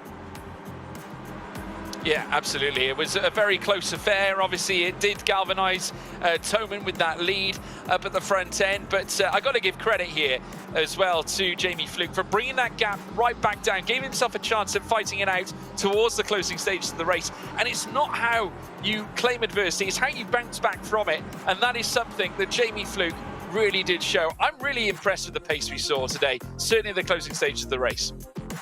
Yeah, it was very akin to Yuri Toman's run in the very first final that we had, of course, when Toman was closing down in the latter stages on Maximilian Benneker. It was literally like a role reversal. We've not seen Yuri Toman under that kind of pressure. We've seen him delivering it or dishing it out to others, but not being on the receiving end. Honestly, very impressive drive from the top lot, but very much a lot of drama. We'll have to catch up with Toman, though, because I believe he is standing by with Jasmine now. Hey, Yuri, congratulations are in order. Your first place victory here at ESL R1 fall season. How's that feeling for you, man? It feels really great because I was very close many times, always P2, usually behind Max. But this time I had a better chance, I think, because Dane, his race pace wasn't that amazing, I guess. And after I passed him, I had that 1 second gap, which I could sort of maintain. But then Jimmy gave me a bit of trouble at the end, but still it was enough. And I'm super happy to finally get the win. I was working so hard to get it, and I'm really happy. Now, talk to me about the intensity when you are placed in those situations. Obviously, the stars kind of aligned for you, incredible performance from you individually as well. When you're placed in those situations, though, is it very much you're just in the rig by yourself? Do you have your team manager in your ear giving you tips, asking you what your thoughts are on how to approach this race? How does that all kind of pan out? Yeah, basically everybody from the team is on the Discord call. Especially now that I was the only one in the final, so everybody was sort of watching, unfortunately, in the sidelines. But usually we just like to focus on ourselves, not really just being in our zone, and because I think we can do the best ourselves. Just to stay in the zone and try to concentrate as much as possible. And it's tough, especially on Monza, which is a slipstream race from start to finish. But happy it worked out. Now, speaking more about being in the zone, we've heard from Marcel previously that he is very much in the zone when he's placed in that LAN environment. It's no secret, Yuri, that you've been putting us through our paces. You've given us incredible performance after incredible performance. What's your outlook on it? Do you thrive more in that LAN environment, or online is your comfort zone? I think it really depends, because if I look at the 3 LAN events that we had, Katowice really worked out well for me. But then Munich was sort of I wasn't feeling well on that event. Just couldn't get into my zone. Couldn't focus that much. But then Saudi came, Riyadh, and I was again feeling really great. So I think it's just really hard to put in a proper performance every single time on the LAN events, especially in this field, because everybody is so good. Especially basically 40 drivers, the best in the world. So yeah, I think I like both. Actually, I like online and also LAN because it's very different. The environment is different. Being on the stage, so it's very much different scenarios. But I enjoy both, and I'm definitely looking forward to Sweden now. Amazing. I'm super looking forward to seeing you there as well. Are there any final words you want to give to everybody that's been supporting you and anybody tuning in? I guess just thank you for supporting our team, supporting me, and let's go again for another win. Amazing. Thank you so much, Yuri, for joining me on the broadcast. Congrats once again. Thank you. What a race. What a race. Did you have Yuri Toman down as a prediction? I think, if I'm not mistaken, Lewis McGlade did. But then he ended up changing. His prediction to G2. So I'm wondering how he's feeling about that switch-up. I've noticed this a lot about Lewis. He changes them halfway through. I think it depends on who's winning or losing, I think, at the time. So I finally figured him out. I'm pretty sure we just refer to him as a glory supporter from now on, right? Don't take whatever answer he gives you. Yeah, exactly. Let's just not go with his second answer, basically. I do believe in a moment we're going to be joined alongside Race Control. But talk to me overall, George. How are you feeling about how that race ended up panning out? Yeah, it was quite surreal, and we've actually got the race director standing by as well, so we can actually go and have a chat to it. But yeah, great race, and I think we'll head across to Adrian.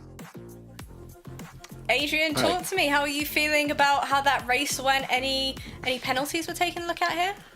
Yeah, we're looking at a lot of actually protests. I think the most biggest number of protests we ever received, it's like 23 protests during the whole race. We're still, obviously, stewards are still looking into reviews, but obviously enough, I can confirm that obviously there is nothing that affects the winner of the race. So amazing. It tends to be a bit of a point around Monza, doesn't it? Given the fact that we have the chicanes, they're quite tight, long straights. Late braking tends to be a factor. Where were the main issues, Adrian, in terms of what happened on track? Was it the first chicane at Rettifil, or was it the Rogier this time? We had obviously a lot of instances on the first chicane, and obviously even on the second chicane. Those are the main issues, and even on the straights coming up to this chicane. So, but otherwise, I think those were the most number of protests we got actually on the chicane. So. Awesome. Well, thank you so much for joining us, Adrian. Wonderful to get your insight as always. Thank you. I'm gonna go back to it. My goodness, the most amount they've ever received. Unheard of? Well, I'd say around Monza, it's probably a natural occurrence, given the fact that we do have such tight chicanes here. We saw cars going 3 wide into the Rogier on the odd occasion, which I said in semi-final, I think semi-final 2, I think it was, and even 1, in fact, on a couple of occasions where, we saw, cars risking it for a biscuit as such, tried to nestle in and improve performance. Obviously, some drivers actually benefited from it. Lastly, Sorensen was one of them, for example, back in semi-final 1. But nevertheless, it's quite crazy. But we got the results here, Jasmine. Provisional results, of course. Talk to me, man. I need to, focus in on the performances that we've seen from Team Redline so far, because I've said it last week, this time, last season, Redline were well and truly at the top, winning race after race. For me, I'm not entirely sure what's gone wrong for them, why they seem to be faltering. Well, it certainly was a tricky one for them, and I would argue that there might have been some communication issues, because we did see them come together back in the semi-final as well, and it really did cause a stir, because myself and Lewis McGlade questioned it just slightly, what was the sort of the approach that the team was taking in terms of positioning, allowing the cars to battle while they were in P5 and P6, essentially giving other cars a chance. But credit to Yuri Toman on taking the result he did, though, for RHG. Jamie Fluke, I'll say it again, a stellar result up for ART. They'll certainly try and harness that. And again, displays the improvements that have been made, I think, since moving to the Mercedes. I've got to say, I think Sebastian Job's positioning, though, that's got to be a surprise to absolutely everyone. Where do you think it was that he went wrong? Because from my perspective, it looked like he was losing control throughout that race. Yeah, well, qualifying wasn't ideal for him. I think, obviously, you set your precedents before a race in qualifying. It is just as important as what you do in the race, because it very much sets the tone for the race. And unfortunately with Job, as to his positioning at the very start, it certainly didn't reflect on what he did in semi-finals or quarter-final action. So it really did put him on the back foot. And then coming together with James Baldwin, a few occasions that we saw, of course, they ran wide. I'd imagine that's one of the occurrences that Adrian's probably investigating right now, was the occurrence around the Lesmo. It was certainly a very treacherous moment. And Job, he could have been faced with a lot worse. He could have essentially been dropped to the tail end of the field the way he was going. Yeah.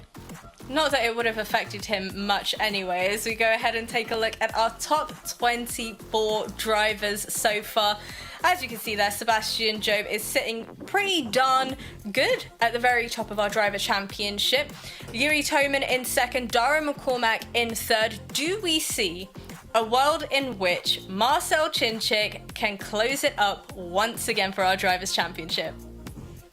Well, I tell you what, he's there. I mean, 209 points for Marcel, but Sebastian Job still comfortably up at the top of the order. I mean, looking at it right now, given the fact that he gave those really strong performances at the start of the season, taking the first 2 final wins, that's what's garnered him this support buffer. So if issues occur like they did in the final earlier on tonight, it protects him almost from what's going on behind. But Yuri Toman, after that final victory, 264 points, sees him in second, ahead of Dara McCormack in third. Max Benneker will be hurting a little bit, losing a little bit of pace in the championship, given the fact that he missed out on tonight's action, given the fact he didn't qualify out of the quarters. And how about once we start to focus on the lower end of our driver championship leaderboard? Anybody here that you think should absolutely be in the top 24 at this point in the competition? Well, I would tell you that Lasse Sorensen has a great chance, I would say, at this point. 37 points and in 30th place as well. And we did look at a couple of his race results here tonight. They look promising. Furia have a great chance. I think with Sorensen being where he is, you know, he's only 30th. Remember, the top 24 go through. Bono House is on 64. Sorensen on 37. We still have rounds to go. We've got 3 rounds after this one. Of course, we've got round 6 coming up next. Huge chance for him, but he needs to capitalise. Well, I'll tell you one thing. If this round has been anything to go by, we need Lasse Sorensen to make a whole load of more promises, because it seems to be the secret ingredient for himself and Furia.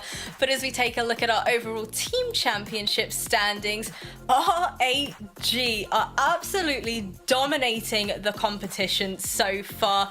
What do you think of Apex Racing Team, though? Because I've seen their drivers putting up some numbers themselves as well. Jamie Fluke in particular has certainly surprised and amazed me as well.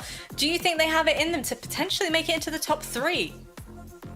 It's a possibility. I mean, they made a big statement tonight, given the performances. RAG, Williams and Porsche Commander, you can argue, necessarily underwhelmed in many ways, especially RAG, given the fact that Marcel Chinchik, Thibaut Kazubon, as well as Erhan Yuyovsky did not make it through necessarily as far as they would have liked. Of course, they were carried essentially by Yuri Toman in the final of this round. Porsche Commander, though, they themselves will also be kicking themselves just a little bit. We heard from Nina earlier on. They're stuck on 524 for now. Of course, they'll be looking for more results from Joshua Rogers. Hopefully, Matt Backham's recovery goes well and he can get back to the form we're used to seeing. But I think, obviously, Dane Warren helped them out massively tonight. Absolutely. George, thank you so much for joining me once again. It's been a pleasure as always, a world of fun and banter as well. If you had to sum up today's broadcast in 3 words, what would it be? Quick fire. Absolutely.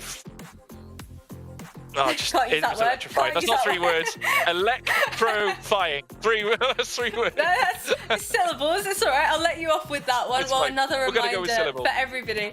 We'll go with syllables. Next time we'll do words. We're ramping things up ever so slightly here at ESL R1. But on the topic of ramping things up, we are ramping up the quality of our broadcast, our graphics, our guests, you name it, from top to bottom. We are all about improving here at ESL R1. So another reminder, !survey in the chat. Send us your feedback. Even if you've done it already, go ahead and do it again, because it's been so great to be joined alongside all of our guests and everybody that's been tuning in as well. Speaking of tuning in, I expect to see every single one of you tuning in for the ESL R1 Major as well. It's going to be electrifying, it's going to be chaotic, and I cannot wait to be a part of it. Until next time.